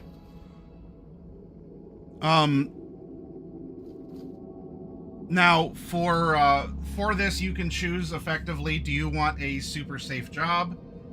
This would be more like filling out surveys, handling a weapon, and giving feedback. Things that are there's no risk, right? I guess unless you misfire it or something. Or do you want to go into, and you would be warned, so while the dangerous job can be there, she will warn you that if you wish, because she understands there are people with exceptional abilities, or at least who want to be paid more money, you can be put into the line of fire in order to help live test the smart ammunition. As such, they will give you armor for the test, and they will explain everything to you. However, that inherently comes with the risk of something bad happening. And so the price difference of this would be $300 for the week if you just do the desk job that they offer. Feedback, do like dummy firing, things that there's really zero like harm a range. in it. Yeah, like go firing at a range. Or if you want to be put in like live exercises, then she would pay an extra $500 on top of that. And that would be, they supply you armor, and then it's your job to, run the gauntlet, test out, the ability for the bullets to curve this way or that way, or try to take down a, like an actual, like, mannequin robot holding one. Are you able to get the drop on, like a drone holding a Kang Tao? To help test for blind spots or other stuff like that. But that could, that's and by live firing, like, it's not like they're not going to fire explosive rounds at you, but you could still get hurt, right? You're being shot at.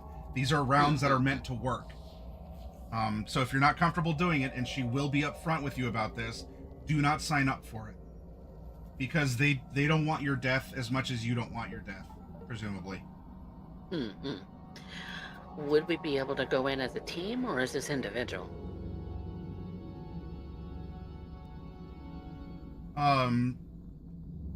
We'll presume that you filled out the form, so you put down like your skills and interests, kind of similar to what Mikhail had you do to fill out your character sheet. Given your responses on the surveys, I can find an exercise that would involve the three of you. Well, at least the two of you. You, Drez, you, Kiri, Gopher, perhaps you, although given your technical skills, you might find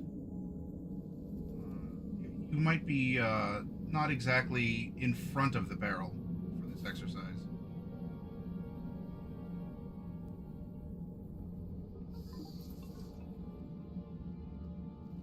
Gopher gets to shoot us with a smart gun.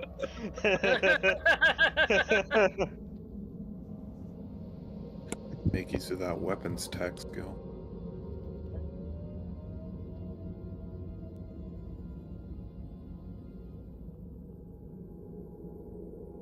So yes, if the three of you wish to work together, I can arrange for that. I think that's preferred.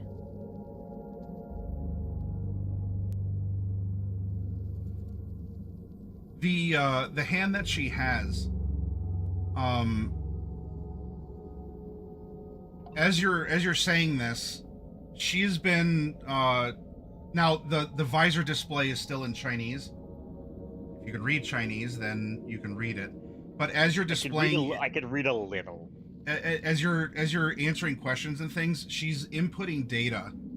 So it's in front of her, it's her visor, but she's doing it in front of you, like it's being presented to you. She's talking to you in English, but whatever the Kangtao software is, or maybe it's just a choice that she kept it in Chinese. You can read the numbers anyway, but she's filling things in, and you see that on her hand, as she needs to, she reaches over with one, and while she's pinching closed one menu, you see that another thumb comes out of the other side of her hand, and it reaches forward and swipes something across her visor. Right there. And that's on her That's her- obviously cyber hand? Yes. Her right Okay. arm has like 5 normal fingers and 2 thumbs.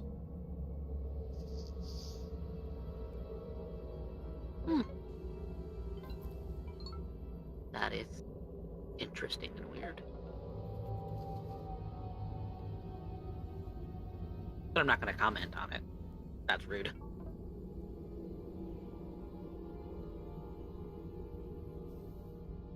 As you've abided by Sure. our transportation, our safety protocols, and you've filled out the non-disclosure agreements, report here on Wednesday, and by bus I will take you to our test facility. Okay. If you need to need to amend your contact, you may do so on that day.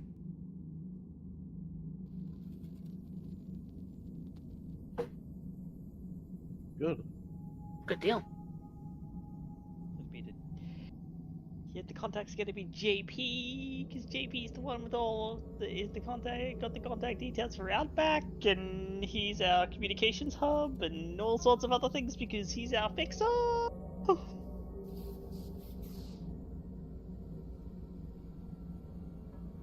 right. So, you are free to leave the Kangtao storefront and go about the rest of your Monday. Of course, if you know there are things you're not supposed to tell from this to JP or Outback or anyone else. Whether you do or not, that's up to you to decide. But hey, you survived the initial interview, and you're due back on Wednesday for your bus ride. And then, of course, Tuesday is your day with the media. Yes. All right. JP or Outback, presuming that, you know, as players you're listening in, is there anything you wish to bring up regarding the Kangtao job or for the impending media interview? Pardon. Nope. Okay. By the way, as for the menus on the side, this would have been stuff that was going over in the surveys. She was also showing the different weapons. Like, are you comfortable firing this, that, or the other? You know, this would kind of mechanically break down to shoulder weapons. You know, the categories of things. Yeah. You could, Mhm. you know, here's all the Kang Tao. I think the only thing I'm not that good at shooting is heavy weapons and archery, but I can fire everything else. Okay. The only thing even that then- Diva even then, is I- even and even then I remotely can good at fire. is handgun. And even then, I can fire heavy weaponry. So not only can I get behind, because of the fact that they're not making, you know, smart rocket systems, or you know, they're not doing a smart rebuild to a tsunami arms helix. I hope. Not that I'd even be able to No, lift probably that not, thing, 'cause that's because a- to fire it unmounted requires a body of 11. Yeah, no, I don't think they're doing a smart rebuild to a Hurricane or a Helix, because that's not their weapons. And they're totally not making rip-off weapons anymore, guys. I mean, wink, wink. that is something that they might do actually. Is that they buy something off the cuff and then because they market smart rebuilds, right? I'm not saying they don't might do actually that. market They it- just don't they, sell but the they might cheap market a remakes. smart rebuild for like a Rhine metal railgun or a tsunami mean, arms helix or something like that. They would have to get the corporate work together on that. I don't know if King Tao's big enough to be striking deals with constitutional arms. All right. We are over then to. This is Tuesday the 29th. We have JP and Drez in the car with Outback on the way to the office. JP, what was the lady's name you were meeting? Was it Wendy? Wendy. Yeah. Okay. Well, you're on your way to meet with Wendy. While you have this private space, is there anything you want to say, do, or go over before you arrive? You know, Debrez, Hmm. how you whipped up an emotional conversation. That this is the person that Hmm. will buy all that.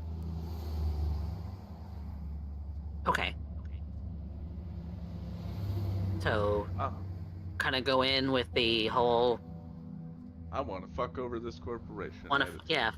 folk over Dynamar. Yeah. That's Media's that was working on kind of hype. You yeah. bring them hype? Oh. So, what should I expect as far as like personality? Is she like icy cold? Is she like I don't know, cute and bubbly? Is like a snake in the grass. She is nice enough on the surface. However, what her problem is that she sits in board meetings on the night city council. She investigates and goes to the various politicos parties to report on who they're meeting with. Looking And of for course, for dirt on them primarily. that's right. And when you deal with those kinds of people, you are effectively being a hound in a chicken coop and just really hoping that all those chickens don't peck you to death.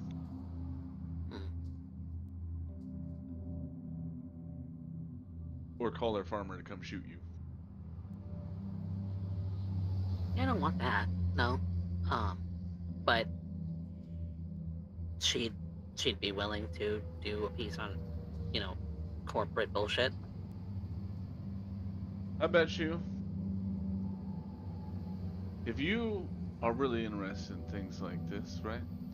You ever thought of the question, who? Who ultimately? Patches ain't the man that wrote this riot suppression code. That's what medias are good for. They dig into the meat of that. They find out. They get someone to talk, spill internal memos. They find out exactly whose hand penned the order to put that software that you hate so much into the code.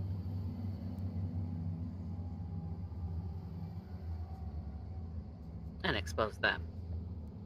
That's right.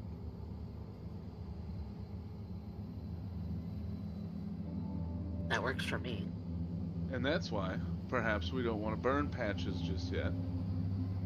Because maybe Wendy wants to talk to him.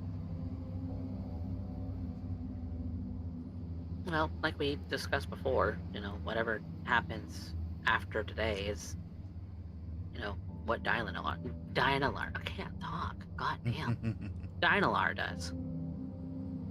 It's okay to be jittery. I am jittery. It's not the first time that I've talked to a media before, but not one nearly this connected. Small time, like I'm used to people like Jen. Her blog is kind of a joke, but that's really about as the piece would get published, somebody would have, to make a statement on, the news or something, and then, that's how the usual thing goes. And most people forget about it, and,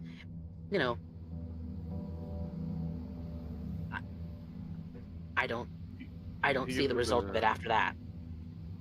He has a bit of a warm laugh. And he goes, that was about the time I met Wendy. It was like Jen. She had a little bit in a tabloid that she wrote.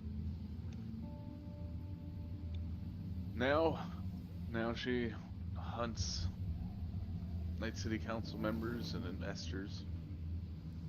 I think, however, you'll find a kindred spirit in her. I've known her 10 years now, and she does what she does because she is making sure that the one corporation that truly has control of Night City is still steered towards the citizens of Night City, as it was intended to be.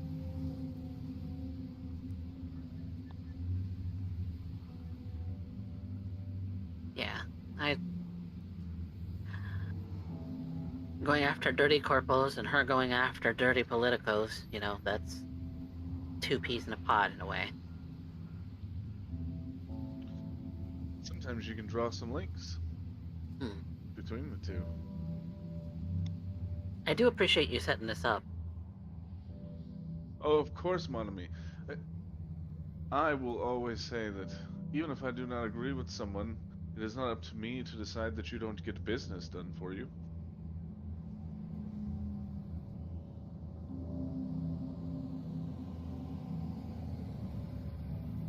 Where would I be if I decided that I would not do business with Maelstrom or the Yakuza, Tiger Claws, the Golden Dragons, because I don't appreciate one way they run their business? Well, I would be broke, destitute.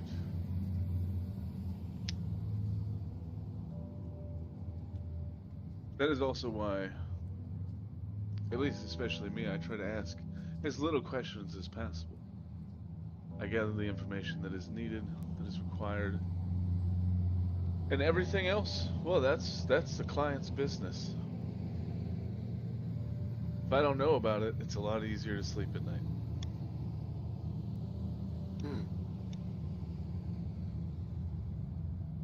So, Knowing Greg about this has Kansas. made me a little restless. Hey, I could tell. That's why I chuckled a little bit. Because I agree with you. Do you think that I like these things? That I agree with them? That I think that they should exist? No, mon ami, no, of course not. But that rage, that desire to do something, that is long burnt out. And all JP wants to do is continue to see that sunrise and sip some tea.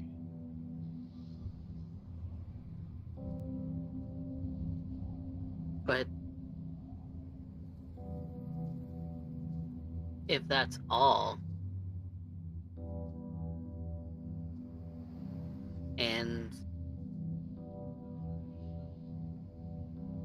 you're not doing, I don't know, maybe I'm I'm a bit head in the clouds when it comes to, being able to do something meaningful and do some good in this city.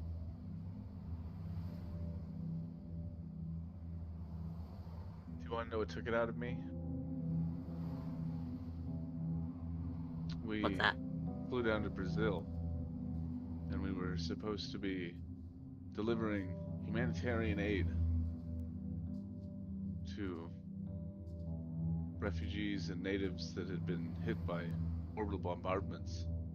Hmm. It wasn't food, it was cyanide. Shit.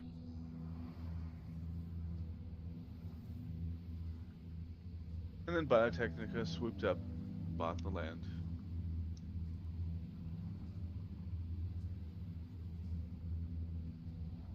That sucks.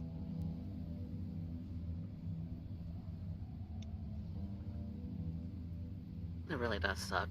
That's awful. You only learn about those sorts of things after they kick you out.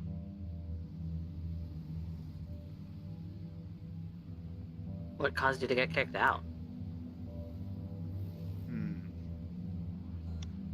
You see, I was getting a bit old, and I went from active guard and humanitarian aid to garden facilities. Places like you might find out in the Badlands or buried in a giant corpo tower in the basement. We rotated out of them every 6 months so that we couldn't learn too much about any of the projects that went on inside of them. Hmm. Well, an Edge Runner crew busted into one of the labs that I was protecting, and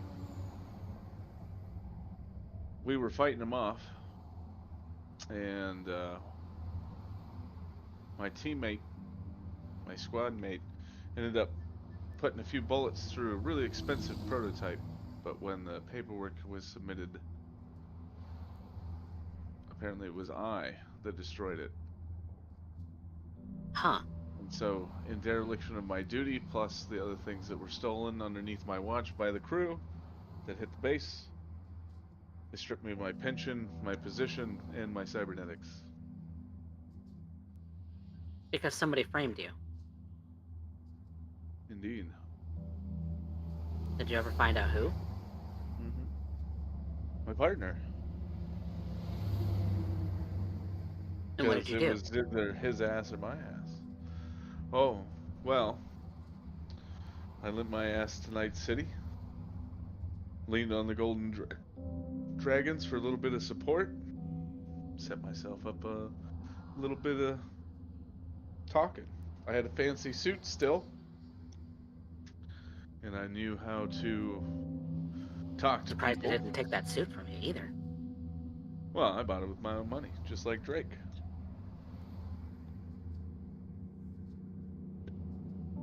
Even your salaries, Biotechnica has money in it.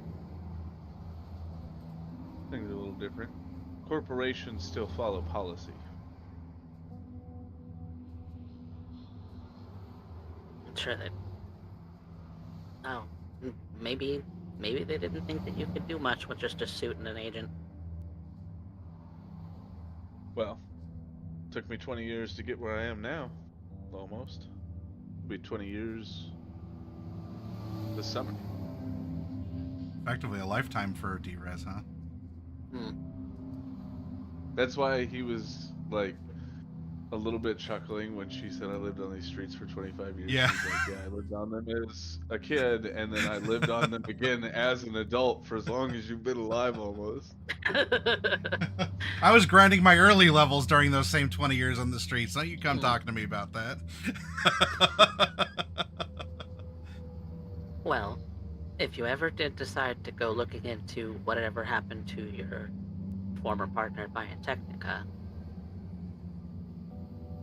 I can maybe dig up a thing or two about a thing or two. D-Res, there may so happen to be a reason why after 20 years I finally decided to form a crew.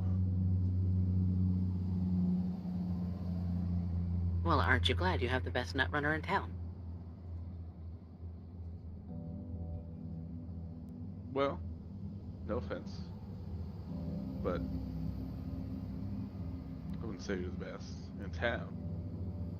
You're definitely the best I've run across lately. I stand by my title. Well, keep standing by it, because that's how you stay alive.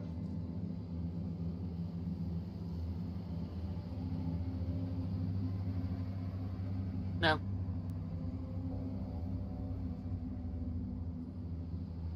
Pretty sure that, you know, once this whole thing gets exposed, we're gonna have maybe a bit of a corp wanting some of our asses, but, you know, so long as we're a team, I think we'll make it out okay. Well, the good part about that with the media is that we don't necessarily need to be even mentioned. Now, we could be. There is benefits to having your name spread. I was But- meaning more patch, but Well, again, Patch, so far, is in a fine position. Even, I would say, even if that information leaks, unless Patch himself confesses to something, I doubt that there's any reason that they necessarily need to look at him. I suppose we'll find out. I'll keep watching the news regarding Dino Lars after today, just to make sure that there's nothing chasing after us, much as I do for Kirib and Arasaka.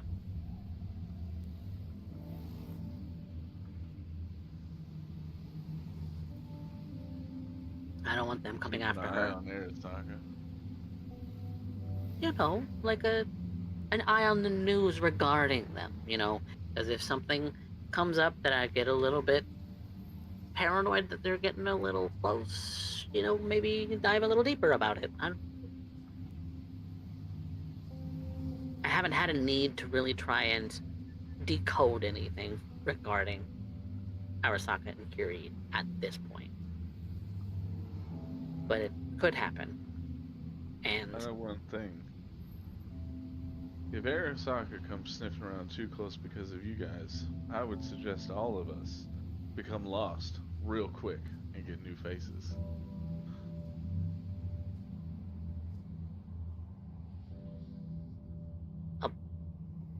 yeah, a resculpt would cost some money, so having that set aside might be ideal. I don't have that kind of a savings yet. So that's why I don't sniff too hard. Don't worry. If things go according to the plans that I'm working out and the people I'm talking to, we should be able to run into some eddies pretty reliably from time to time. Just don't forget to tuck a little away in a shoebox somewhere. Never know when you're gonna need to bail. Get across the Night City border.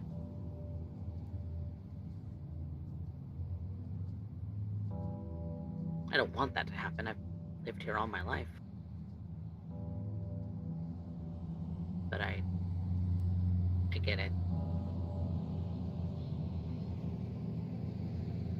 Like I said, don't want anything to happen to you, don't want anything to happen to her, don't want anything to happen to Outback or to Gopher or myself. Outback, do you have Save you. do you have any words? You've been driving, kind of listening in, right? Also, JP, is it nighttime? Was this a daytime? This was a nighttime meeting, wasn't it? Correct. It's in the Yeah. evening. There we go. That's a little better. But Outback, yeah. Did you have anything to say? You're approaching the location. Well, good luck in there. Try not to get Dino on our backs. And if Arasaki gets on our backs, I will be out of the city before you can finish saying that they're onto us. Hopefully with us in the trunk, right? Not if they're trying to kill you. Oh, great. Chicken burrito. Outback, with your honesty, I think that we are going to get along famously in the coming months. I hope we do. Well, Although, when I get an apartment, please don't do a flip over it. I'll try not to. Road conditions allowing. Yeah, you got to live like above the 20th floor or something. You got to be like at least on 25, and then he can't flip off the highway too. And even then, there's some like high-rise overpasses no, when it comes to Night City. Flings himself off an overpass and crashes into JP's living room, like flying through the air, crashing through the wall. Oh, hi. JP finally gets a penthouse apartment. 2 minutes later, text from Outback, hey guys, so I just got the AV4 modification on the car.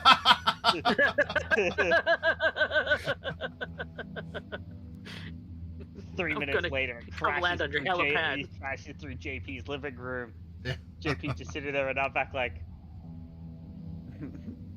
In my defense, someone did shoot an RPG at the car.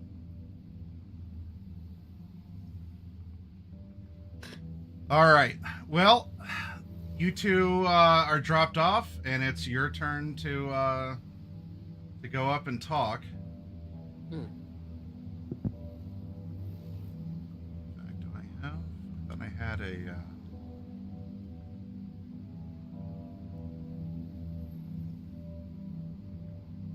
Go.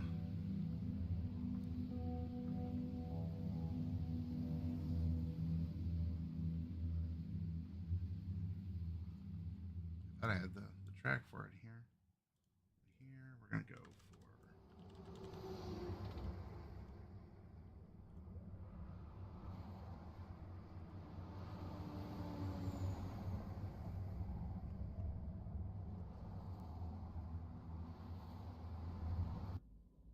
There we go. All right. Well, you're dropped off to the building. You are buzzed up to. You're buzzed up to Wendy's office, and when you, unless there's any words you want to say in the elevator before you get into the office, I'll proceed. Don't mention Kiri. What? Don't mention Kiri.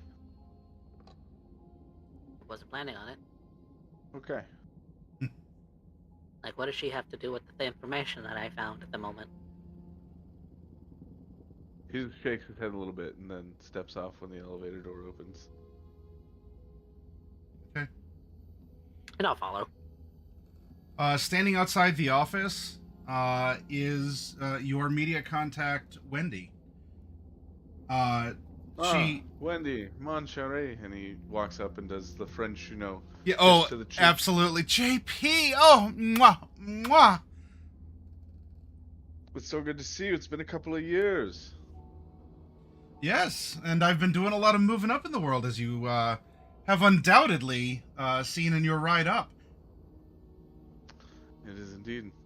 An elevator wasn't even a thing that you looked at and thought, yes, that'll be where my office is. I remember when you used to operate out of a van. Oh, those were the days, JP. But where are my manners? This is the lady that I have come to make your acquaintance. D-Raz, a specialist in information gathering. Ah, Chief, is wait. that I'm sorry, ma'am. Is that like the first and last name? I want to make sure I have this correct. Are you D or? You can just call me D, but the D-Res is a call sign. Say no more. I totally understand. Oh, JP, those were the days, weren't they? Some days. Other Does days, she look well, about as old as him? She's probably like Kiri's age, I would assume. She'd be between closer to Kiri, so between you and JP. Okay. In her 40s, early 50s. Well, I should say she should look that way. She definitely has had some treatments. She's had biosculpts. She's the one who's had the macroplastics. Yeah, she has the macroplastics. Yeah, JP just went with the microplastics to, maintain the youthful skin there. Like she's not like a hideous mannequin sort of plastic surgery person, but she very clearly, being the media that she is, got all the popular, you know, You're not nips getting and Ironed tucks up and the lifts wrinkles and from it. separates and the things that make you look better on camera. One of the quips that 2020 had about body sculpting was, because back in 2020 they had an appearance stat. And they're basically like, if anyone looked like better than average, most people in Cyberpunk assumed they body sculpted. Like if you looked pretty, or you looked kind of young, or you looked kind of beefy, like most people would just assume you got a body sculpt. Easier that way. Yeah. And I don't think there's much you can prove otherwise. Only if you want to go digging through their medical records. If Yeah, you can even find them. unless you're gonna do that, which those can even be falsified. So Hey, So Wendy is dressed in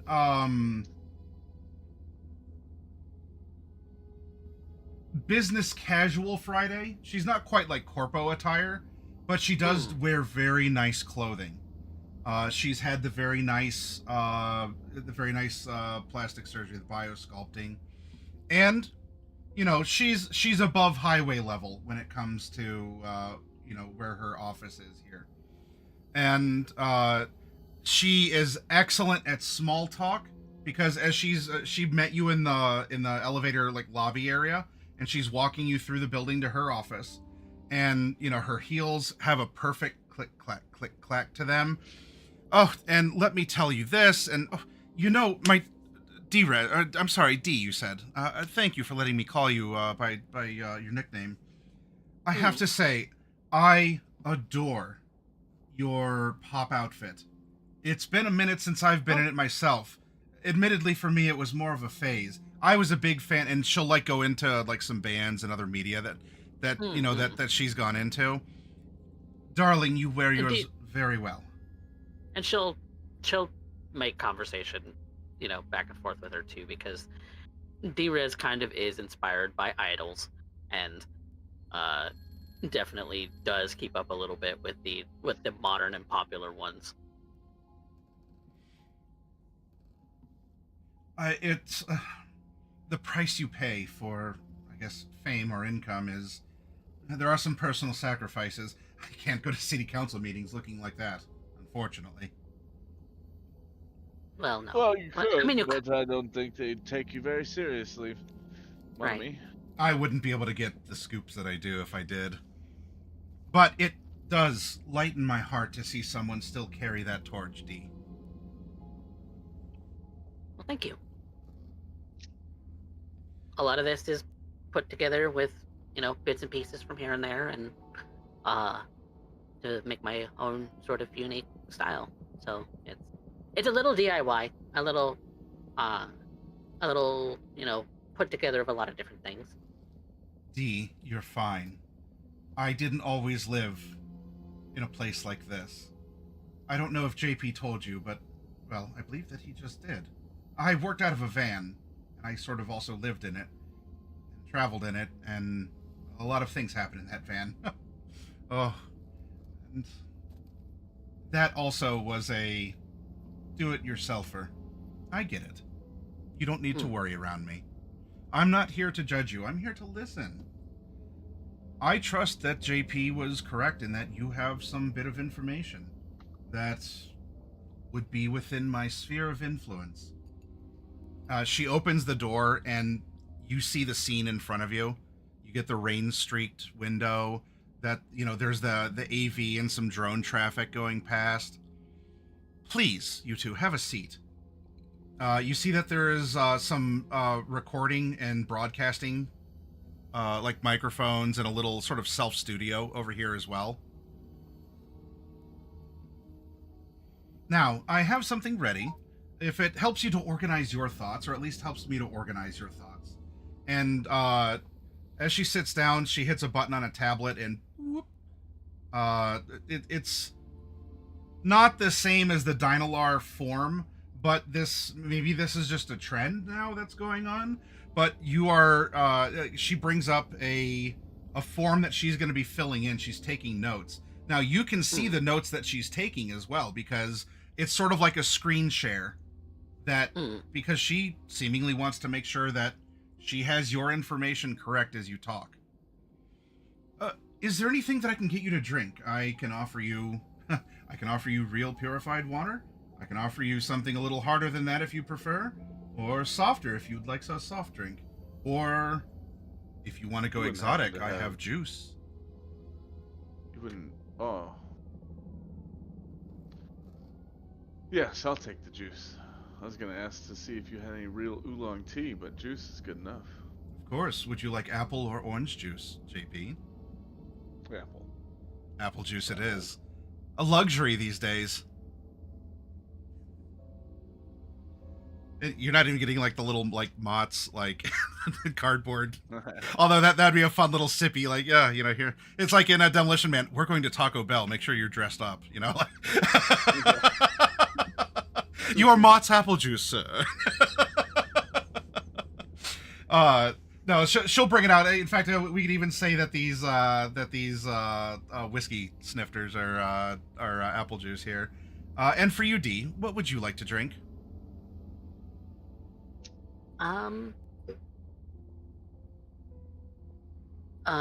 Just a soda if you have it.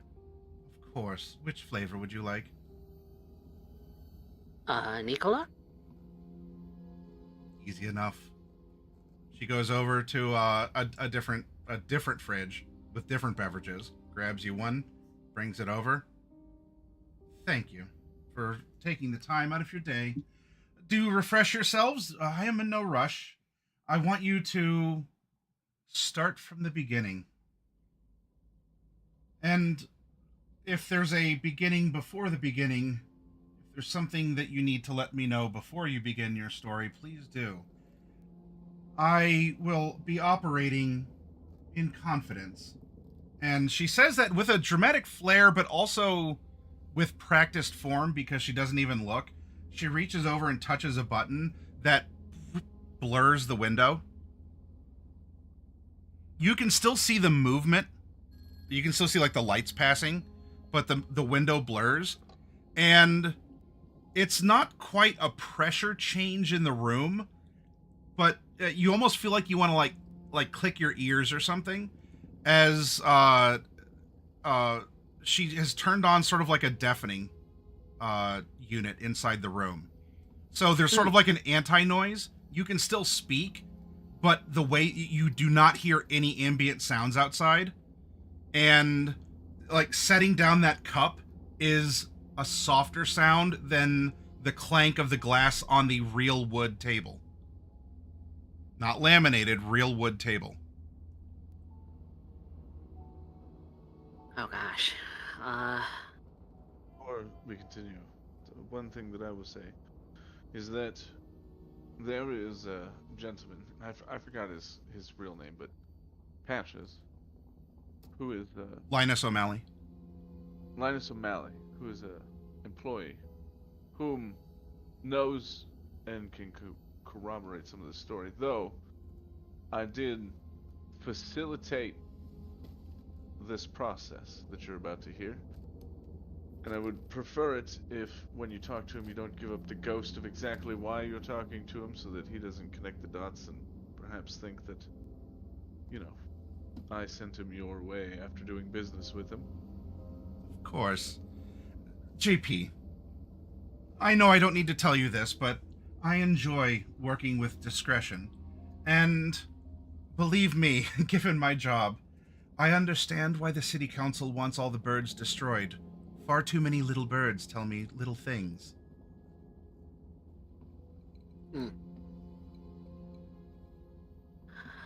Well, yeah, I guess we'll start at that beginning. JP here was kind enough to find a gig that Linus O'Malley was essentially needing some help for. He needed a programmer to go and install some code to at a Dynalar facility in order to correct some kind of patch error or something. She's actually typing, even though she doesn't. I mean, no one really needs to, but she is actually typing. Maybe it's an old habit, a holdover from another age. You can see now it was already on the screen, but for DRes in game, confidential Dynalar inside scoop. Your notes are going to show up on this document again in front of you as she's typing. And so, I did a lot of prep work. I cased the place. I made sure that things were gonna go swimmingly. The only drawback was that the whole city was flooding at the time, and so there was a little bit of having to work around that a little. Oh, terrible things! Have you heard of that fever that's broken out everywhere? Right. Thankfully, I didn't catch it. I did have to wade through some water, but I didn't catch it. I'm perfectly healthy in that regard. But in getting there, there was it. It all kind of has to do with the Dynalar Grip Kings. Are you familiar with those? Dynalar Grip Kings. You know what? She tip brings up. Yes, there was a recall notice that was put out. Yes, and prior to the recall, well, I guess after now, the recall notice, things are, back to normal, according to Dynalar. But,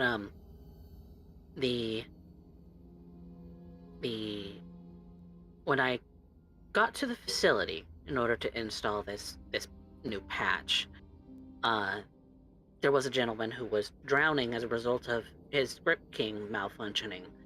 So I went to help, checked his biomon, and there was a program running his Grip King autonomously.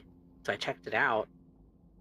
It was called the riot suppression protocol. I remember right. She leans forward toward you and is very very slowly tip-a-tap. It's not actually making noise because she's typing on a tablet. So his arm was malfunctioning. He'd gotten off of he's a farmer, I guess. He was getting off of his rig and climbing down when his arm locked up. So, checking his vitals after I got him off and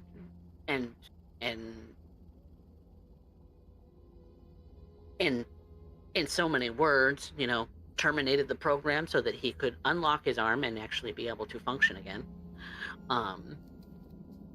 Then, when I... So... As a quick point of order... I didn't catch his name. And if you're presenting it this way, that's fine. As a quick point of order, when his arm was licked into, his arm was working perfectly. It wasn't malfunctioning. Yeah. But that showcased the intention of the program. So, right. just to make sure that's out. You can say it was malfunctioning if you want, but I just want to make sure that was clear that there was nothing wrong with the arm, quote unquote. The diagnostics said nothing was wrong. Right. Right. Yeah. Okay. Okay. So that said, are you still telling her it was malfunctioning, or do you want to? Well, I'm saying that from the perspective of, to him it was malfunctioning. Got it. To the arm, it wasn't. Got it. Okay. Yep. All right. Because it was going to cause him to drown. All right. Yes. Very much it was going to if you didn't do anything. All right. Thank you for then clearing that up with me because I wanted to make sure we're all on the, we're all on the level. All right. Sorry. Please continue. You're doing a good job. I don't want to lose any journalistic integrity here. Right. So when I went into the facility and connected to the terminal there in order to upload this quick fix, I ran into a couple of obstacles, obviously, because it was protected. Gotta get in there in order to be able to get this hatch to upload. And when I did, what I found was files from the Dynalar. I mean, the code in the Dynalar Grip Kings is is meant to do this, to stop people from you know, resisting. It's some kind of anti-strike sort of a protocol in some way, that if it's activated, and if they wanted to, Dynalar could shut down all of the Grip Kings from anyone who owns one at will. So, Biotechnica flats farmers, for instance, who rely on this equipment in order to be able to do their job properly, to lift, 150, 200 pounds at once, to be able to do their job. If that quits in the middle of them, doing their job, or God forbid, if they were, in the midst of, talks and negotiations with Biotechnica in order to improve their situation, that their arms would just be dead weight on their shoulders. Fascinating. Now, as you say that, and then she gives a reply, you were explaining, and she's kept eye contact with you this entire time. Mm-hmm. The amount of blinking, not that you were necessarily paying attention to that, but your freebie here is that as she's leaning forward and she says fascinating, she has her tablet, like she's supporting her chin, because as you've been getting into your story, and she's just been like eye contact and like staring, like leaning forward, you notice that as she's leaning forward, the keys on her tablet are still tip-a-tapping and the data is still coming up on the screen. But her hands, fascinating. She's gone to digital recording it, yep. At some point in time. But it was a very I don't know, like she was into the story, you were into the story. It was like a very hypnotic moment. Because it's not until at this point that you really kind of notice that she's been just listening to you. So what started out as, the typing and everything, you have zero idea when it stopped being that way. But when she spoke and she said fascinating, you are aware that she's not typing, but she's typing. She is listening, and she's still making eye contact with you. Mm-hmm. So, Dynalar wanted to bury this code even further into their firmware. That's what the patch that I was told to install was meant to do. Did you do it? I'm not judging. This is just a question. I tried to write something else on my own in order to replace it. Mm-hmm. But ultimately couldn't. And so I had to just upload it as is. Of course. But I want Dynalar to be found out that this particular kind of practice is super anti-citizen. That they can just command all of the Grip Kings to go dead on a whim at their behest without the owners even knowing that code is even there. Because the whole reason that Dynalar even issued a recall in the first place is because there were some malfunctions going on where these things were going off on their own. And D, believe me, I'm not judging you for uploading the code. It was a job that you took. You need the money, and you didn't know until you did. I'm not judging you, especially because you're here in my office looking for someone that can help you. It's clear that you're in distress, and You're not the first, and honestly, I wish you'd be the last person to sit in a chair across from me on the verge of tears over such a terrible secret being discovered. But JP brought you to me because there is something I might be able to do. And I imagine, JP, as you've not had any input, that you are in agreement or otherwise corroborating or vouching for the veracity of D's words. I'll be real honest with you. I was sitting in the car. I don't know all that much about software, but she's a net runner. I don't suppose, D, that you have a copy of these files? Yep. And she will pull a shard from her neck as she was storing it in her neck and places the shard in front of Wendy. Now, That's everything I was able to copy. before I look at this, you've told me a lot. It's very personal, very compelling, and from your point of view. But I must ask, you can see all the notes that I've taken about this interview. Before I look at this code, as right now I'm trusting you before I would verify what you've said, what do you want me to do? Or, if you're not sure about that, what don't you want me to do?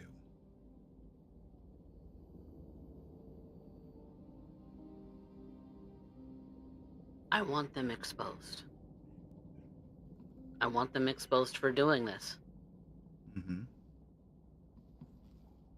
I don't have the kinds of audiences that, you know, medias like yourself do in order to make that public without just screaming it on the side of the road and seeming like some kind of psychotic meltdown. Mm-hmm. Because there was always that option, you know, just preaching to the streets. But who was going to listen?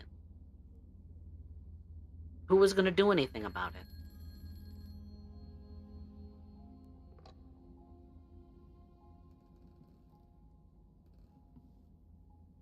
I don't have those kinds of connections. And JP did. And that's why we're here. And D, are you here? This is your answer, not mine, or I presume JP's. And there may arguably not even be a correct answer. But are you here for fame? Are you here for money? Are you here for revenge, sweet and pure? Justice. Justice. Is your name Oh. attached to this justice? Or is this justice that you would like me to mete out? And as such, I would be the one on the line as the investigator.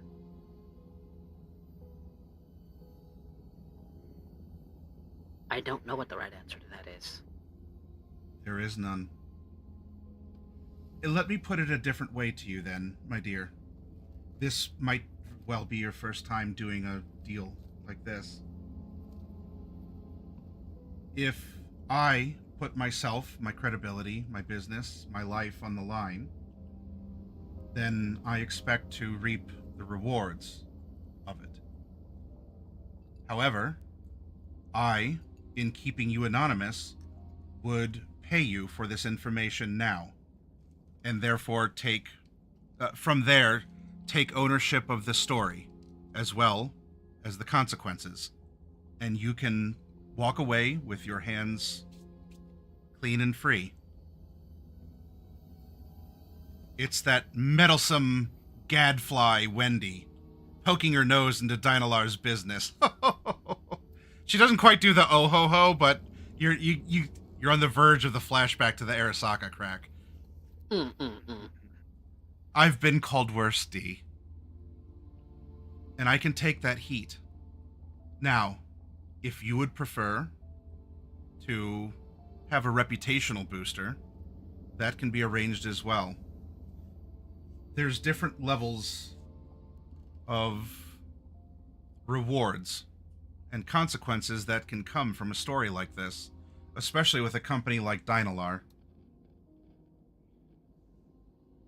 So even if you're thinking only for yourself, what do you want or what do you not want from this? Would you like me to take control? And I will pay you. What did she scans through the notes. What did Linus O'Malley pay you? I'll pay you 3 times as much for coming to my office and drinking a soda and talking to me. Wow. But I take full ownership.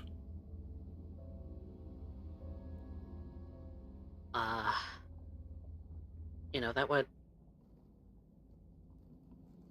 be that would be a pretty penny. It was 1,000, wasn't it? JP? What's that? It was a 1,000 for the job, wasn't it?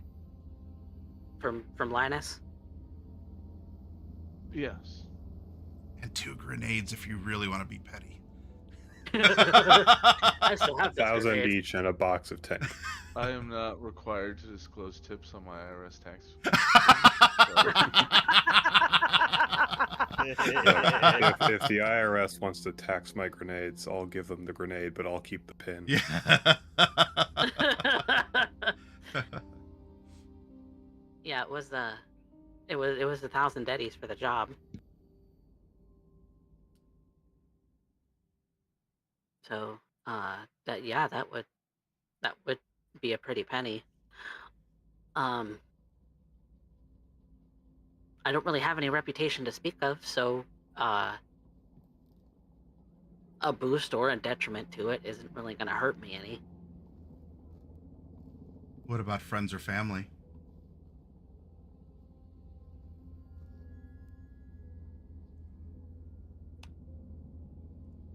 I don't have any family.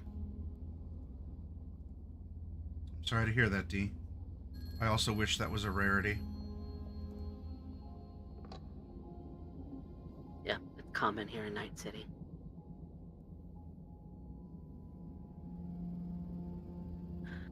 So, I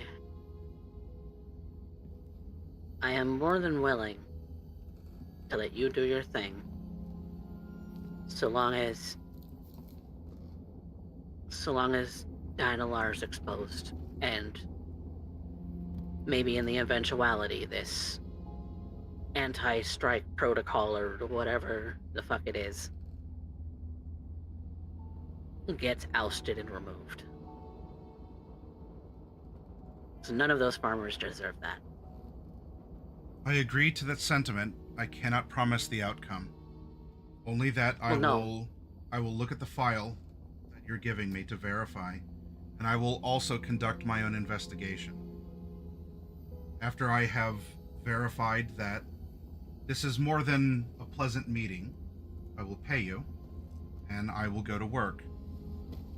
I will take credit for the investigation and for the discovery and for whatever consequences. Your name will not be brought up.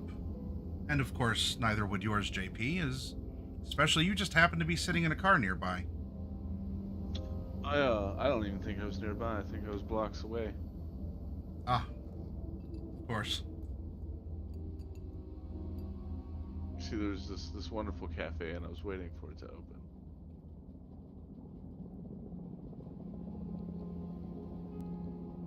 Is this acceptable then to you, Dee? Yes. Very well. She takes the tablet. She flicks it over to a waiver, effectively.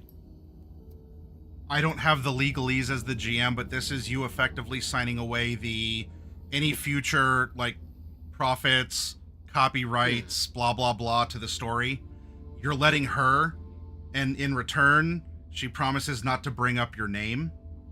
Like, she will print or do nothing or corroborate or whatever that would put you in relation to the story. She's taking the heat and any reputation from this and any future returns, but she's going to give you 3,000 for verifying the shard that you gave her. Nice and easy. Perfectly acceptable. Grenades too. Hmm? She gets 6 grenades too. Oh.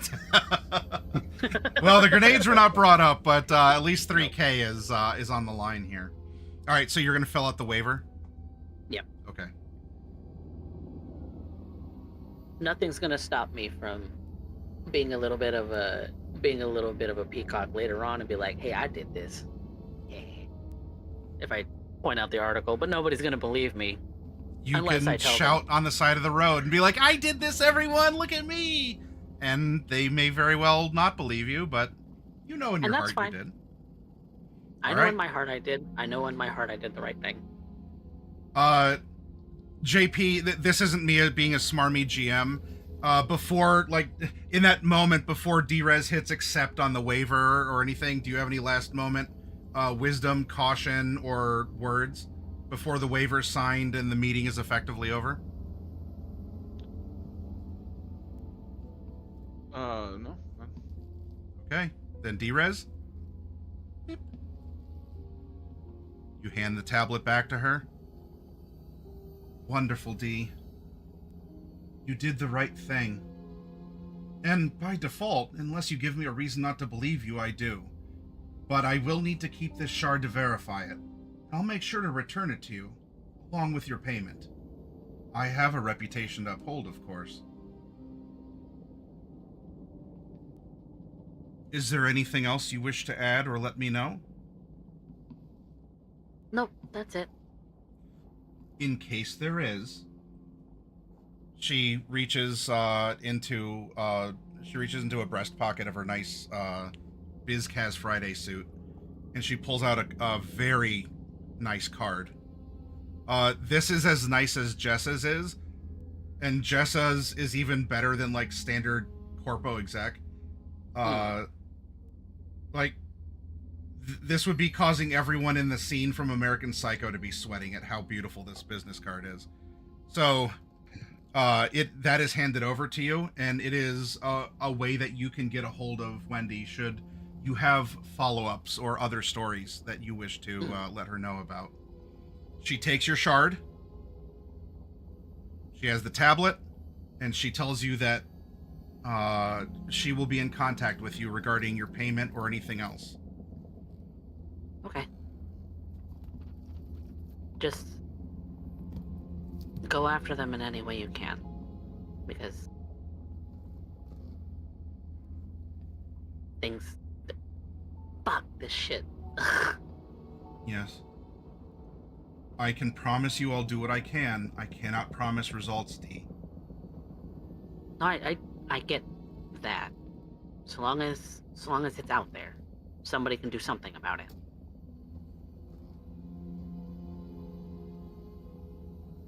Very well then.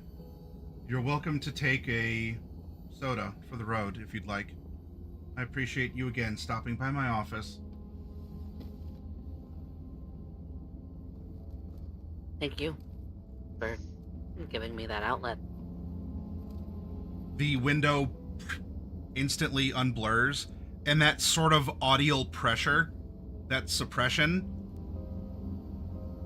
you feel like you have to click your eardrums again as everything returns to the ambient noise, which now that you haven't been hearing it, it's almost a cacophony of like the AVs outside and the HVAC vents and everything. It's not actually super loud, but after having everything been suppressed, you now hear everything, and it's just like a senses, visual and audio, right in your face all at once. She gets up, takes you over to the fridge if you want to take something to go.